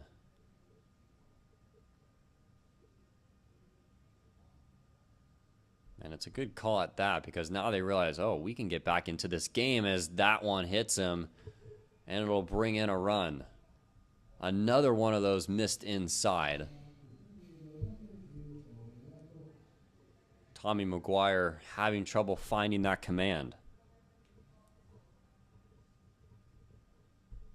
That one may have just escaped McGuire's hands at the last moment and went a different way than he wanted it to go. But still, hit by pitch, and another run comes in for the SunRays.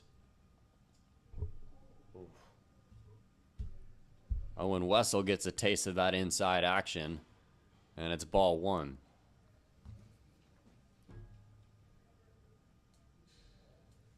Still no outs, too. This is a nightmare situation for the Riptide. Just when the offense gets close, something has to happen. Big swing and a miss goes to the slider, and it fooled Wessel as it's 1-1. It's like Murphy's Law. If something bad seems like it's going to happen, it's going to happen. Yeah, they keep fighting back and then 2 steps forward, or maybe 1 step forward, 2 steps back. 1-1 goes back to the slider, popped up weakly on the right side. Ace Reese in foul territory makes a catch for the huge first out.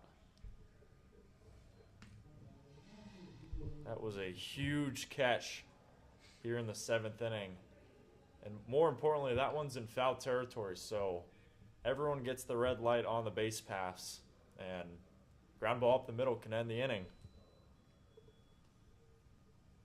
So after struggling to find the command with the fastball, McGuire resorts to the breaking ball, which he statistically throws more in the zone than the fastball, and just like that, he gets a big first out. Goes back to it, but this time it's outside.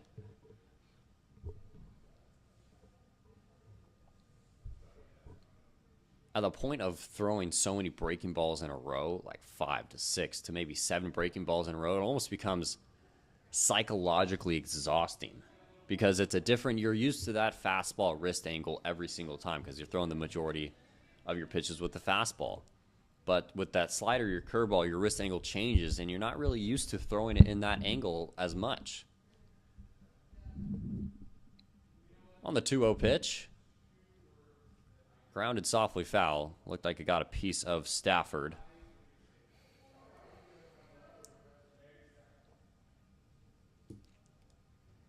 Stafford already 1 RBI. Got the first one back in the first. He finds a pitch he likes, he can really turn this ball game on its head. especially in this count. Here comes the 2-1 from McGuire, and that one just misses. Good pitch there for McGuire. Can't kick yourself about that. It's a pitcher's pitch.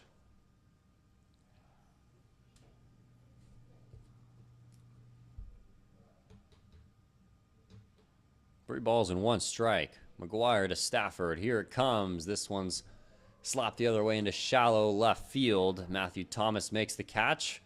No tag. And another big out for Tommy McGuire. Now there's two gone.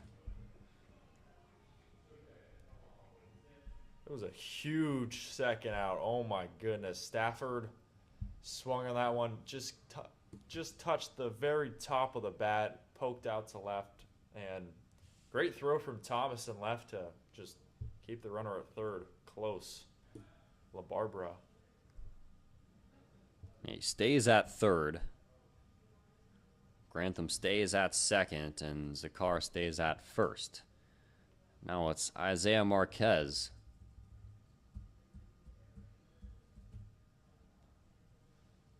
Looking to add some insurance in this 9-6 game.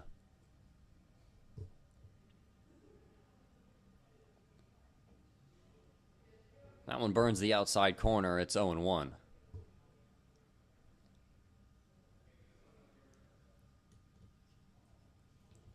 McGuire is so close to getting out of this jam. Just gotta find the zone a few more times, stay consistent against Marquez. Fouled right back here, and it's 0-2. See, as a pitcher, like, you're in these jams and you're in these situations, and you get that second out, and you almost kind of take your foot off the gas a little bit. And that's why some of these pitchers cannot finish the inning when it's 2 outs. When you get that second out, you got to be like, I'm ready to get that third out. You can't be like, oh, thank goodness it's 2 outs. I can relax a little more. No, you got to get the job done. On the 0-2, fouled off the other way. And we'll do it again. What would you throw here if you're the pitcher, Jeff? Well, if I had McGuire's fastball, I'd probably go to that. But if I also had his slider, I love the slider here as he went fastball up. He could go back up to there, or I think we might see the sweeping slider. We're going to find out here on the 0-2, and it is a fastball that Marquez spoils. And we'll do the 0-2 over again. See, that's the kind of like psychology that I was talking about earlier in the game, where you go fastball, but you don't want to speed the bat up, because if you throw that breaking ball, that's going to speed the bat up, and it's going to be hit hard and probably fair, and probably in the gap. On another 0-2. Oh, and that one got him on the head. Not what you want when you have a batter, no balls and 2 strikes. That's the worst possible resort you can go. And that's now McGuire's third hit by pitch in the inning. He has not had his command, especially in this frame. Might be a little tired. Fatigue definitely a factor.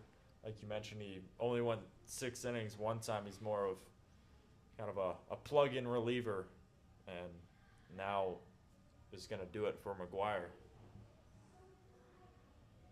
McGuire's day is done. Orange County will go to the bullpen. We'll take a quick break and a 10-6.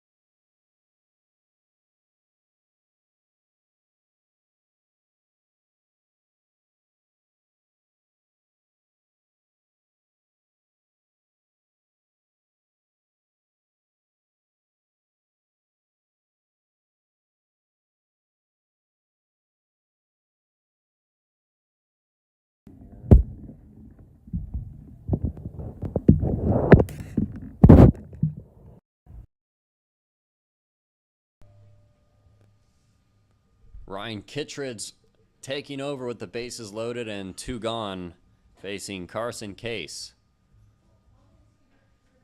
First pitch is a chopper, stabbed by Kittredge. Long toss, gets it there in time. Kittredge only needed 1 to get out of this one, and now it's a 4-run lead to the SunRays. Bottom of the 7th, let's go stretch.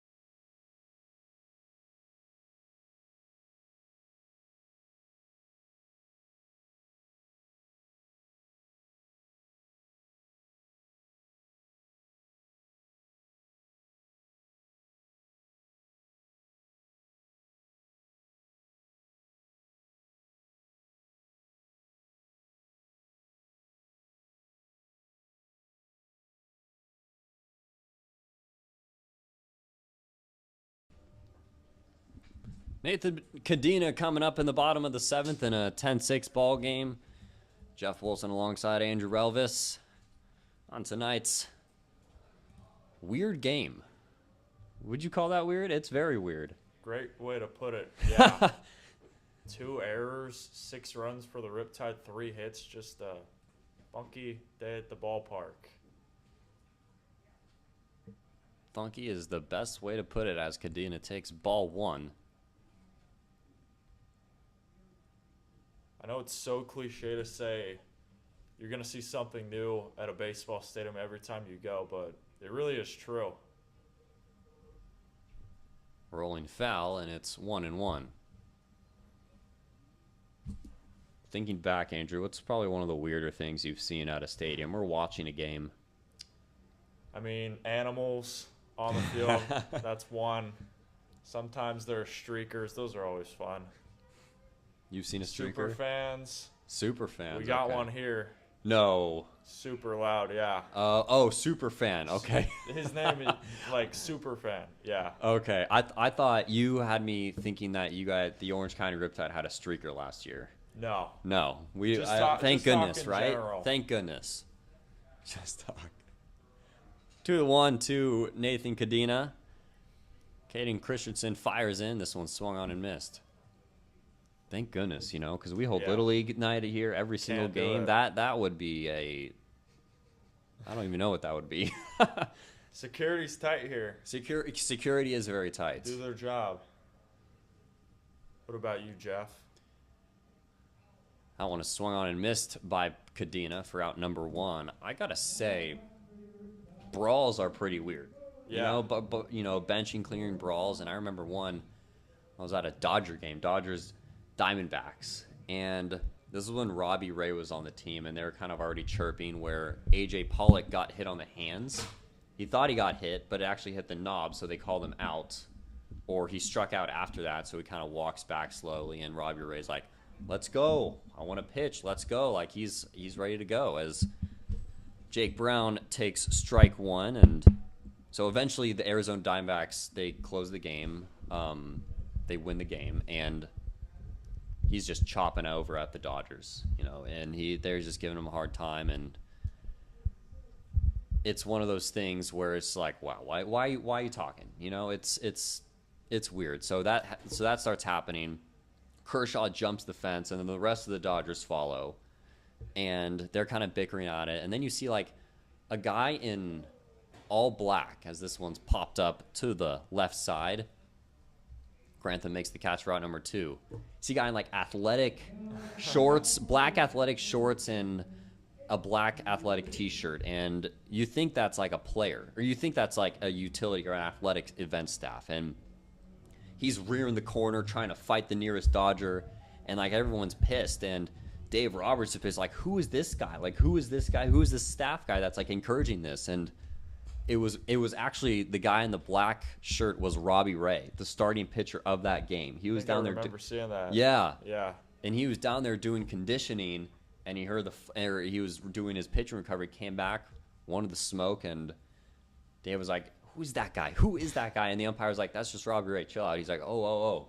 That was probably one of the weirder things, a starting pitcher come out of the game and come out onto the field and start scrapping in like athletic wear. That was an oddball move. Yeah. Ace Reese in a 2-0 count. That one's in there for a strike.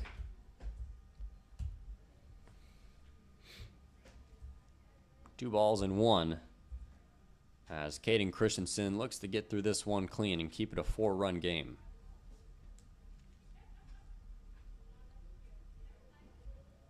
Breaking ball just missing. And it's 3-1. Riptide down by 4 right now, and not many outs left to work with. They need to start the comeback train.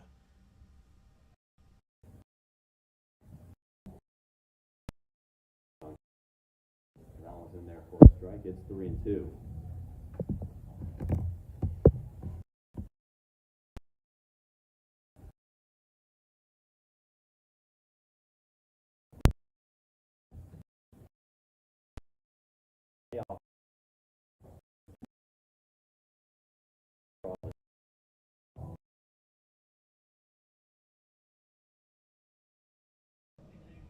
So Ace Reese finds himself on first base with Matthew Thomas coming up.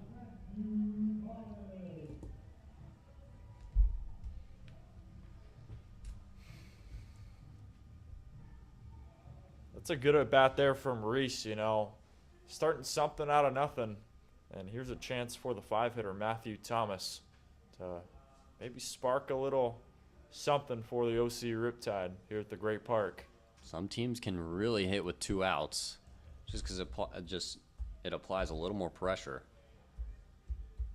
It's always the hardest out to get as a pitcher. Yep.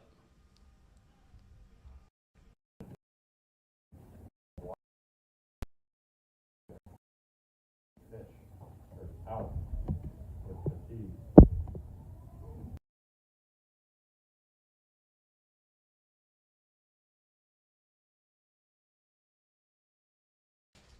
Here, I'll toss those.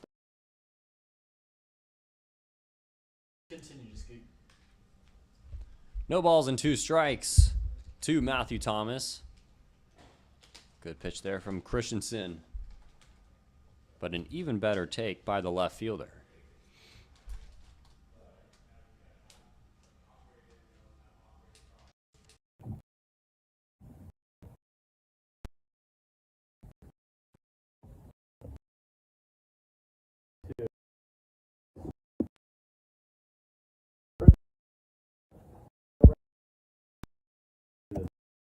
A 6-ball game.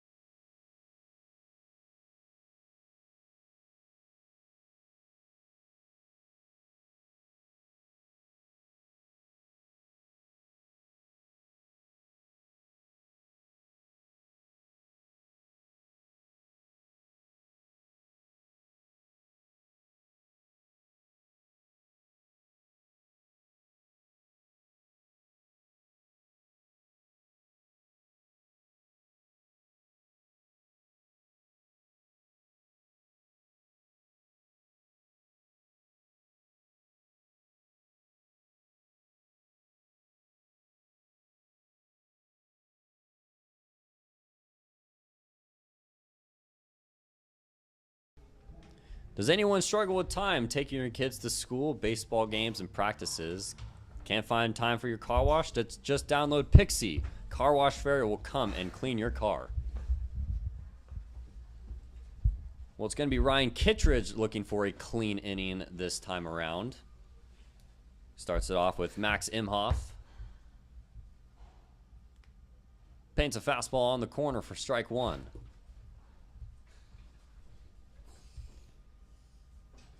Yeah, for Kittredge here, just got to keep the SunRays quiet. Middle of the order, though, so could be a challenge, but we'll see. Clean innings in this game are scarce, as that's a nice 55-footer for ball one. That's another great block from Senesac. You know, no runners on, but still, it's in the eighth, and he treats that like the first inning. You know what pitchers call that ball in the dirt? What? They call it the old bounce pass. Yeah, looks like it. Pretty much, bouncing it to the catcher. Chopper over to Luke Johnson. He takes care of business for out number one. That's a baseball chirp I heard when I was playing Azusa Pacific. One of our guys spiked a fastball, and you hear from the other side of the dugout, the old bounce pass. Did it get on your head?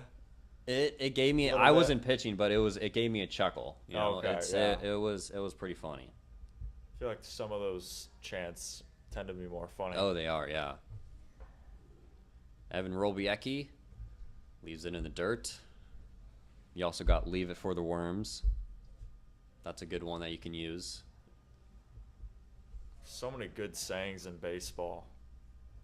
Slang, Vocab. Slang vocab, yeah. whatever you want to call the words. On the 1-0. Fisted to the right side. This one's going foul. Heads up. Might have hit a fan there. Gotta keep your head on a swivel at the ballpark.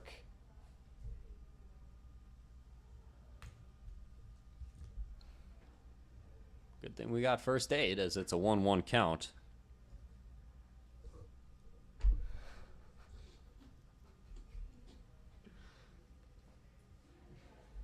Well, the ball's going to find you if you're in the game or watching the game. Here comes the 1-1. Just got a piece of it and hit off of Robiecki.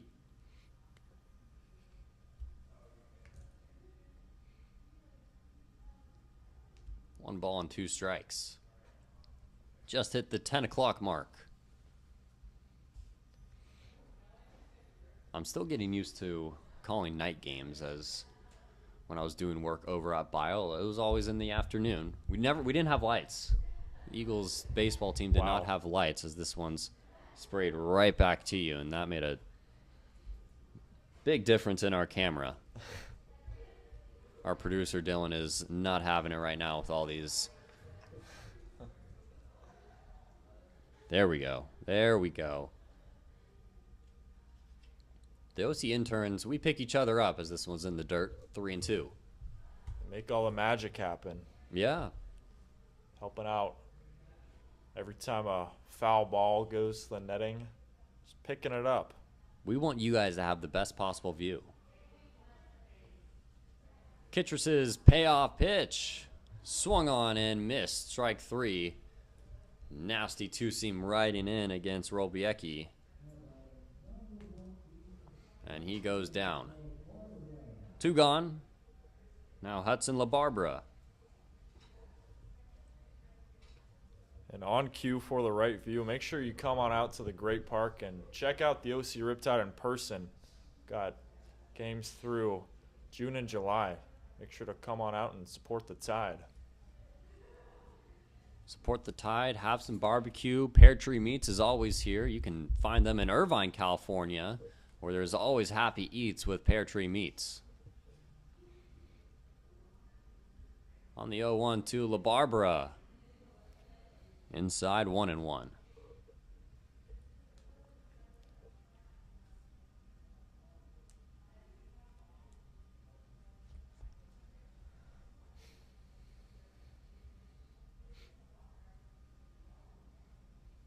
Casual windup coming home. Swung on and missed. Kittredge kind of does a Marcus Stroman pause after he steps his left foot out. It's like, let me take some time. Let's read a page of a book, and then we'll fire the pitch in. Let's see if he does it here. He could quick pitch him. That's a pretty normal one for a 1-2 count, but the result is still the same. A back-to-back strikeout outing for Ryan Kittredge, and he was cruising. Still 10-4. 4-run deficit for the Riptide.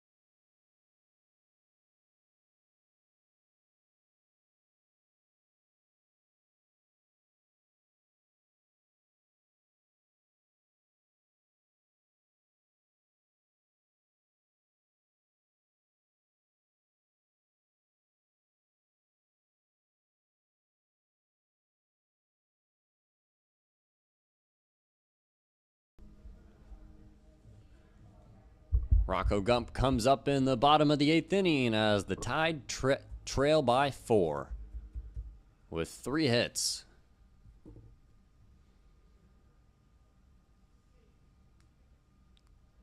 The last hit for the Riptide was Jackson Kemmerer in the 6th inning. Small single as it's 0-1 to the designated hitter. He's got one of the 3 hits today too. 6 outs left for the Riptide, and they got to start something if they want to come back in this one. Time running out.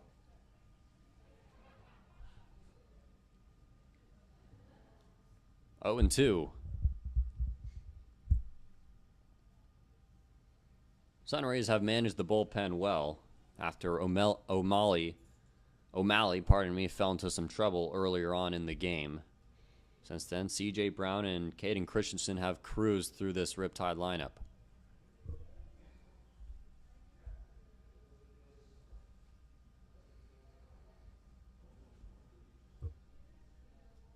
Christensen retiring 5 straight.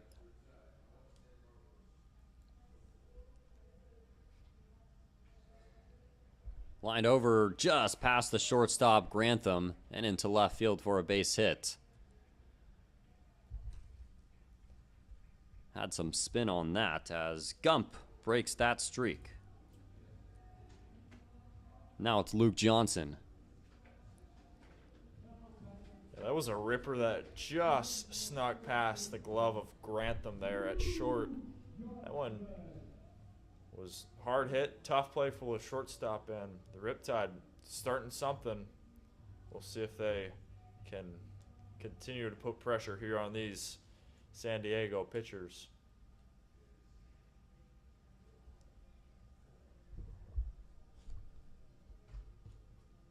Ball 1 to Johnson.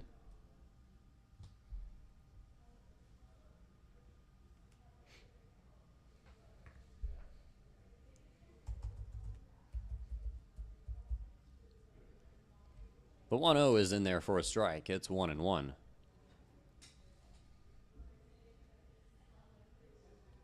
Luke Johnson, a quiet day at the plate. Just a walk and then 0 for 2.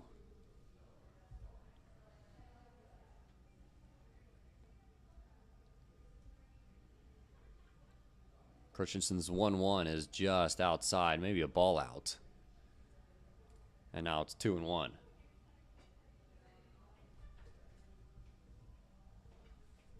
Johnson had a very solid season at Cornell, hit .241 in 28 games for the Big Red. Very good defender as well, especially on the infield. Just missing low and away, 3-1.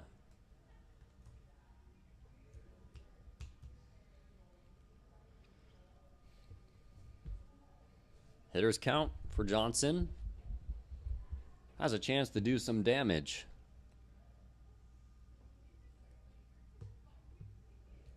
.3-1 is outside. He'll take a walk instead. Now there's runners on at first and second. I feel like the Riptide are threatening every other inning. Yeah. It's like you Seems go like down it. without a fight, and then, a base knock, a walk. You find yourself with runners on at first and second. A swing of the bat could put them within 1. Pardon me, 2. Nope, 1. Yeah. Math is hard. Math is Not a hard. big math guy. Especially when it's a 10-6 ball game. Yep. When there's 10 hits between the two teams. Just So not something I'd hear surprising. myself here. It's so surprising. It's almost like it's like little ball. I don't know how to like describe it. It's just a lot of walks, a lot of little tappers that just get past the infielders. Both, Not a ton of power. yeah. Both teams are getting their steps in. That's for sure. Absolutely. These cleats are made for walking. Been a lot of walks. Got to be a baker's dozen amount. Which is a pitching coach's nightmare. Max Sinisek takes a breaking ball low, and it's ball 1. He's got one of the walks, along with 2 strikeouts.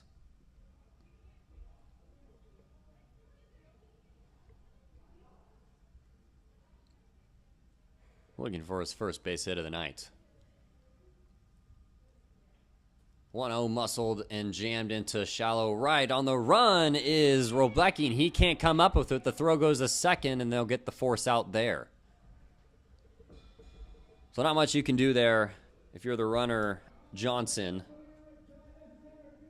But now you got runners at the corners. As Max Sinisek finds himself on base for the second time with a fielder's choice. Now it's Jackson Kemmerer. He's got a hit, a walk, and a strikeout.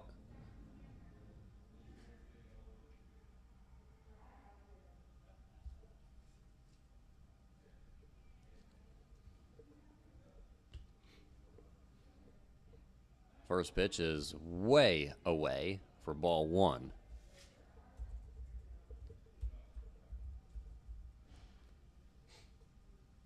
Kemmerer's the 9-hitter right now, and for a 9-hitter, he's played well. RBI single, a walk as well. He's got on twice. But if he can turn over the lineup here, this could be a huge development here at the Great Park. The 9-hitter is supposed to be like the watered down leadoff hitter, where you're Second leadoff man. second leadoff man, exactly. Where they put you down there for your speed, your contact, but you're just not the leadoff man. Yeah. Simple enough. On the 2-0. Outside 3-0. I'm sure Mookie Betts batted ninth every once in a while in his career. High school, Little League. High school, Little League, yeah. He was always undersized. Look at him now. Pretty much the front runner, one of the front runners for NL MVP. 3 balls and no strikes to the center fielder. That one rides in on the inside corner, and it's 3-1. That one was close to being a strike, but just got the edge. Great job from the catcher, Imhoff, to keep it close.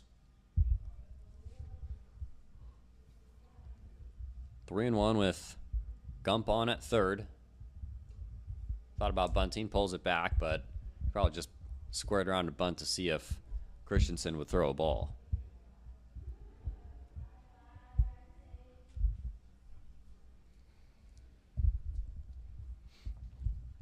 Senesac over at first. A respectable lead. The payoff pitch comes, and Kemmerer will go down swinging. 2 gone, and we go back to the top of the order for Matthew Flaherty's 5th at-bat of the day. And for the Riptide, I mean, it would have been great to have the 9-hitter Kemmerer get on. You're not going to have it every time, obviously. But for Christensen, huge strikeout. He goes right to the heart of the plate, and he gets Kemmerer for the second out. Memory of a goldfish. Yep. Do I need to tell you what that's from there, Andrew? Yeah, you might need to fill me in on Oh, those come on. references. Come on. Does our producer know? Dylan? What do we got? Ted Lasso. There we go.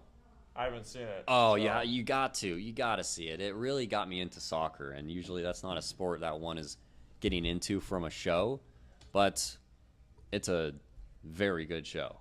Heard good things about It's it. great things. A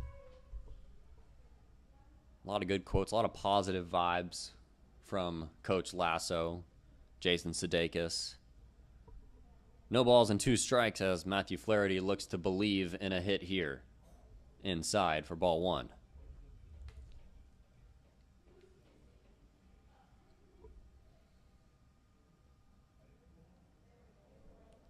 The Riptide get retired here. It just seems like a once promising rally is just for naught. I mean, it's been the story of the season so far. Runners on, and they just haven't come up.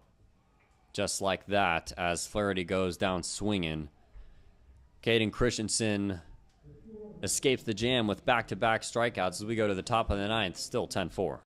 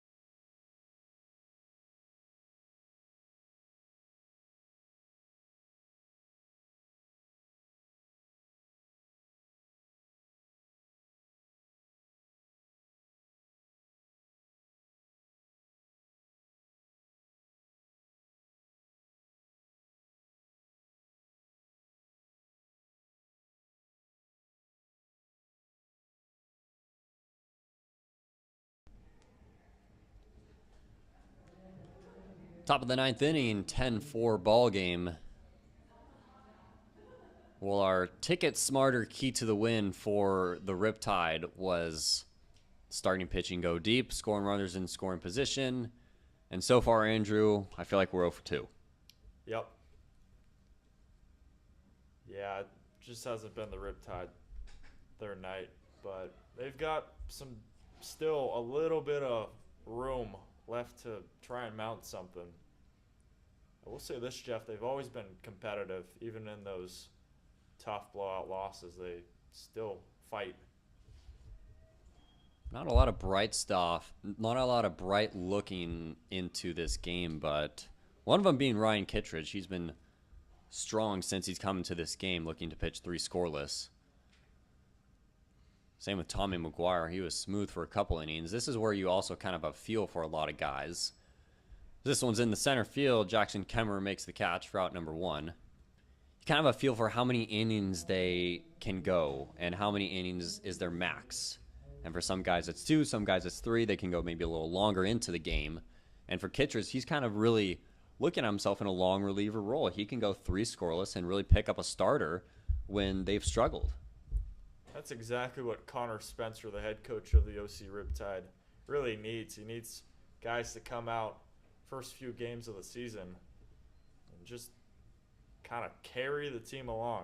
Kittredge has done that well, especially in the latter half of this one. Pitching goes a long way, and we've seen it in the MLB. We've seen it at the college level, the minor league level. It's everything. Need a pitcher. Need a pitcher. 1 ball and 1 strike to Jimmy Zakar.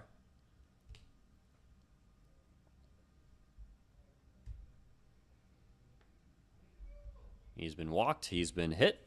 He's gone on from an error. He's struck out. And this time he puts the ball into shallow right center. A trio of Riptides coming in, but it's going to be Jake Brown to make the catch. 2 quick outs. Making the outfield do some work. As now it's Owen Wessel. And let's see if Wessel puts a ball out to left field. That was way too much. Way too much. I like it.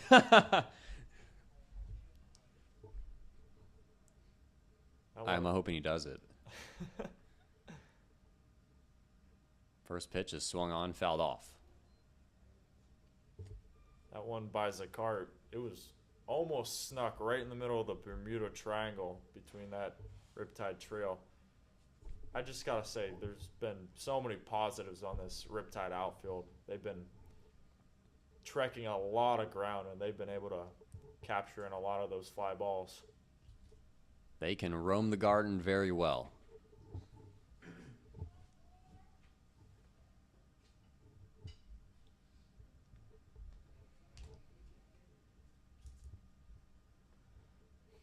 No balls and 1 strike. Here comes Kittredge. Actually, he takes a quick break in between his windup, and he fires in a swing and a miss from Wessel. He gives that breath when he's like, all right, when he sidesteps. He's like, all right, I'm just going to chill here for a little bit. Fool you up. No balls and 2 strikes. Looking for a 1-2-3 inning. Kittredge fires in, and he gets it. Smell you later, says Ryan Kittredge as he goes 1-2-3 to the SunRays, and that's 3 scoreless for the reliever. SunRays are 3 outs away from taking this one here at Irvine, 10-6.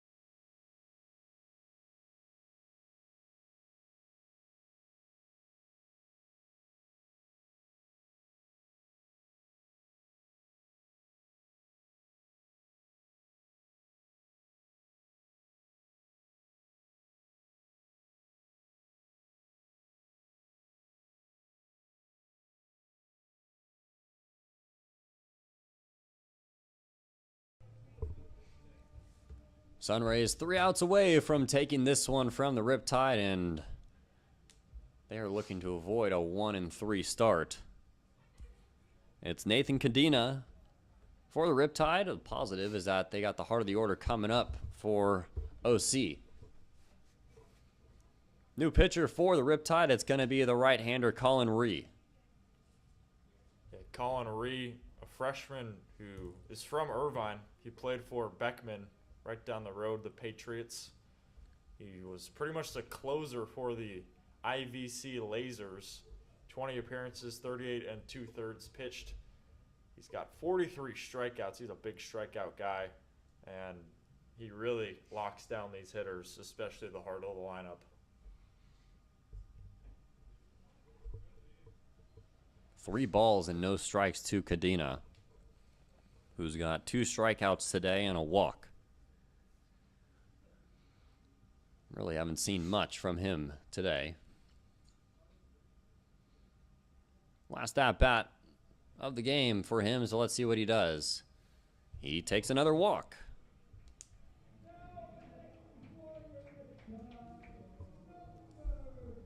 So Nathan Cadena gets things started as he trots on over the first base with a leadoff walk. And now it brings up Jake Brown. Between the 1 through 4 hitters for the Riptide, they only have 1 hit. Gotta be better. Especially in a game like this where it's a 4-run game. You know, you don't have only 4 hits for the Riptide. You need this top order to produce. Just kind of been quiet. But good for them, though. The bottom batters have really stepped up. Getting on base a lot. Jake Brown on base once with a walk in the 3rd inning. On the 0-1 pitch, this one's in the dirt. Good block back there by Imhoff.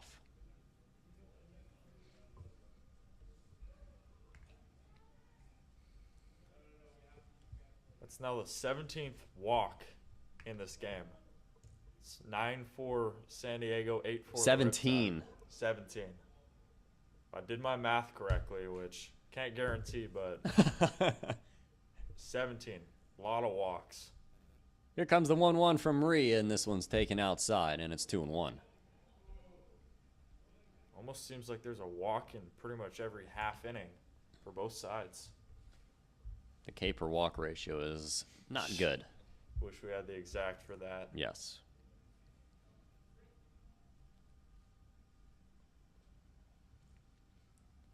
Here comes the 2-1, and it's another one outside to make it 3-1.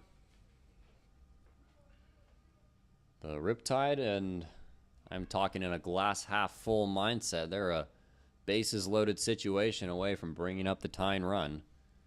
And Brown's a pitch away from completing half of that. Here comes the 3-1, and it is ball 4. Back-to-back walks for the Riptide. And they, with runners on at first and second, it's Ace Reese. Like we said, it's the heart of the order. It's the group to do it. Exactly that, Jeff. You know, they were NA for the past few innings here and there, but finally in the 9th they get on, and hopefully some life in this OC Riptide offense, who have been quiet for a long majority of the time. They haven't scored since the 6th. They've had runners on, but just quiet.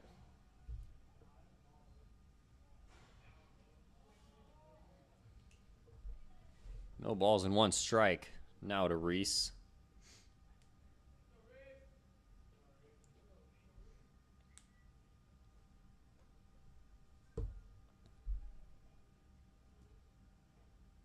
Oh, 1, 0-2. That catches the corner, and a disapproved look from Reese as he thought that was maybe a ball off. Yeah, that one just snuck the outer edge for a strike. Tough pitch as a hitter to take.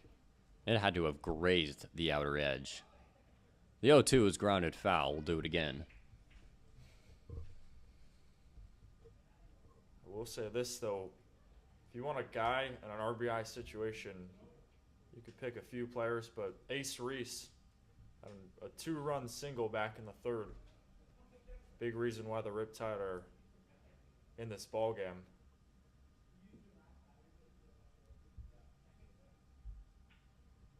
This one, a ground ball through on the right side for a base hit. That's sending Cadena home. Jake Brown to 3rd, and it's 10-7.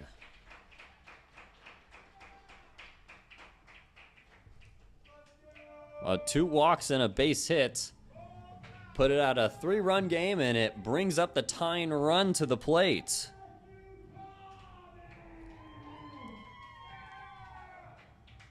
What a swing there from Ace Reese. An ace swing right there, just sneaking it past the first baseman LaBarbera. And a little bit closer now, but still, gotta get a few more to feel better. Now it's Matthew Thomas looking to do some damage against Ree.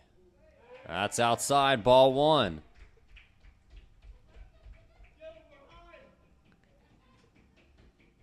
And for Ree right now, it just feels like his command is a little bit off.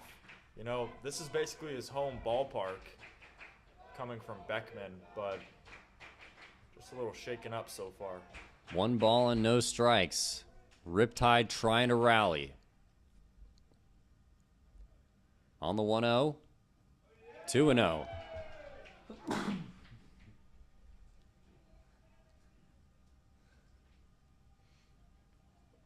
They're in the right spot. And a 2-0 count. Matthew Thomas represents that tying run. That run number 10. Here's the 2-0. Outside, ball 3. And Colin Ree is certainly need to find his zen right here. And find the zone as well. Not sure how many strikes he's thrown, but I'm sure it's next to none. Just has not found it to this point. The 3-0 is inside for a strike. And it's 3-1. Now you got to be looking for something. Or do you stick with, you hope that he throws ball 4 here, or do you want the green light?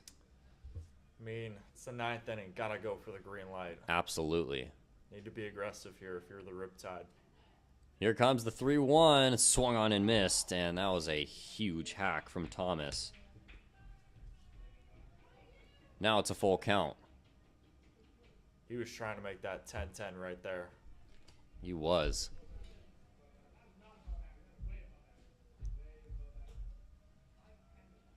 This is the pitch of the game right here.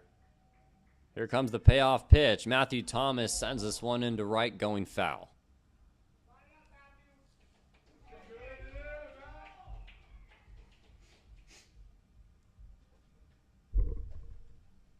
We'll do the 3-2 over again. Colin Ree and Matthew Thomas still trying to get out number 1. On the 3-2 count, Matthew Thomas takes strike 3. Ball bounced out of the catcher's glove, but it may have caught the zone. And that's a huge first out. Yeah, that is, Hesitated call. That was a late call by the home plate umpire as well. yeah, I was just about to say that. That was a late call and just by a fraction of an inch caught the zone, according to the home plate umpire. And it shortens things up a little bit. Ground ball could end the game. Ground ball up the middle, excuse me. Matthew Thomas puts on his 3rd strikeout of the game, and now it's Rocco Gump. Offers at the first pitch and fouls it back. It's 0-1. Backed up breaking ball. Caught the inside part of the zone. As the SunRays bullpen warming up a little bit over there. Here's the 0-1. This one swung on and missed. It's 0-2. Got him with that off speed. Yeah, it seems like those off-speed pitches are Ree's bread and butter here. Just finding the strike zone, and so far he's been fooling the Riptide hitters.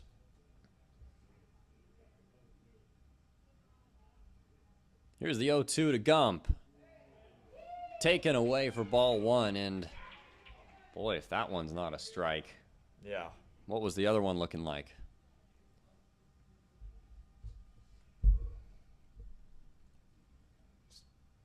This is a game of inches. So close both sides.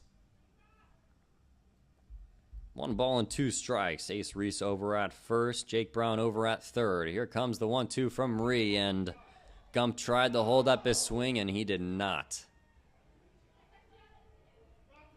Back-to-back strikeouts for the Riptide.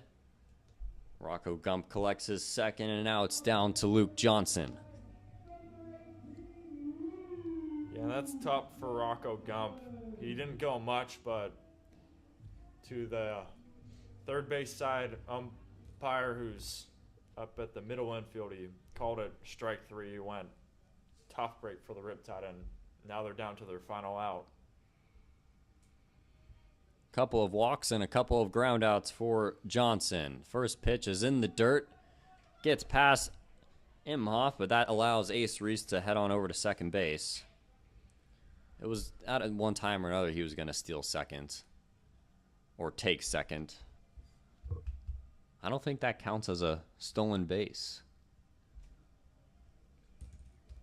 Pass ball, you go over to second. So that runner's on at second and third. Tying run still at the plate. 1-0 is chopped down the right side, just foul. Ooh. Another close play there. Close call.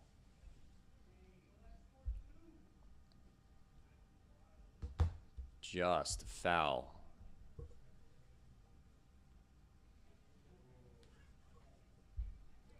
I mean, entering tonight, we were talking about runners in scoring position, missed opportunities.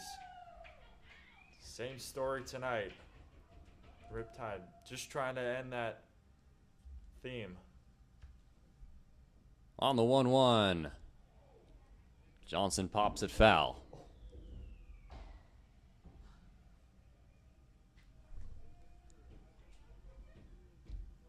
Rattling around somewhere around here.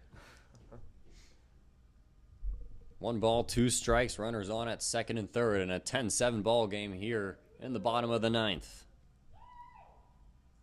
Colin Reed looking to have some damage control. Chopper over to the shortstop. He booted it. Had trouble handling it, and it scores 1 more. Grantham had trouble reading the hop, and he fielded it on the high hop right at his chest. That brings in another run, and it's 10-8. Yeah, that one just ate up the middle infielder over there. Just a tough play. Took a weird hop. I don't know if that's going to be characterized as an error or not, but still, Luke Johnson keeps the Riptide alive, and Senesac with 1 swing of the bat can win it for the Riptide. It's a whole different story. We have the tying run at the plate. Now we have the tying run on base. A lot different now. With 2 outs, so Luke Johnson's going to be getting a head start on any ball that's hit, as that's ball 1 to Senesac.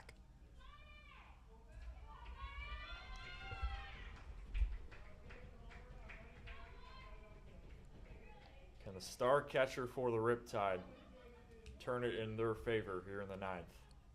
He's had a great defensive game. Let's see if he can do it offensively as he takes a breaking ball low. It's 2-0.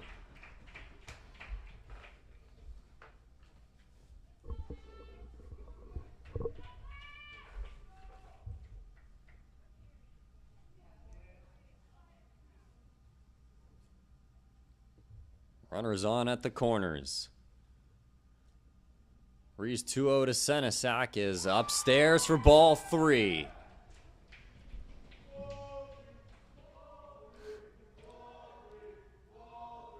And Rhea's been out here for a long time. I'm sure he's starting to get a little tired. No one warming in the Rays bullpen. They're going to stick with him. 3-0 to Senesac. I don't expect him to swing here, and he doesn't, and that's on the outside corner for a strike.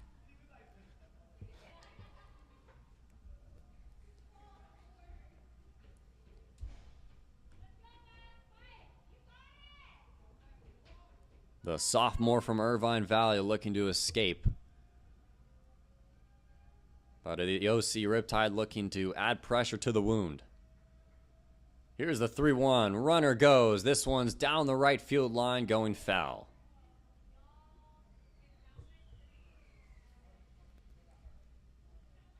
Yeah, and for Rhea here, if he gets the strike, all is forgiven. Get the win for the SunRays, and now pressure's on the Riptide down to their final strike. Full count, bottom of the ninth, 10-8 ball game. Max Senesac represents the winning run. Luke Johnson's gonna get a head start. Ree's payoff to Senesac is softly flown into shallow. In the shallow part of the infield, in foul territory is LaBarbera, and he makes the catch, and they avoid the disaster as the San Diego SunRays take one here in Irvine with a score of 10-8. Well, the Riptide gave it a good run in the final parts of the game, but it was really important. They needed to do that in the beginning of the game and not let up a lot of runs. That 6th spot in the first inning was huge, Andrew. Absolutely, Jeff. I mean, to start out a game and be down 6-0, the hitters, you know, they put up more than 6 runs, but still just playing catch up for the entire game. It's not easy, and I'm sure this OC Riptide team feels like, you know, if we clean some things up, if we turn it around, if we do something slightly different, things can go a different way in the win and loss column. But just a tough one for the Riptide. Very entertaining game, but Very. It was just not the Riptide's night here at the Great Park. Starting pitching continues to be an issue for the Riptide. They're looking to make adjustments as their next home game coming up is June 12th against the Crawdads at 7 p.m. From all of us here at the Orange County Riptide, I'm Jeff Wilson, Andrew Elvis with our producer Dylan Luden. We bid you a so long.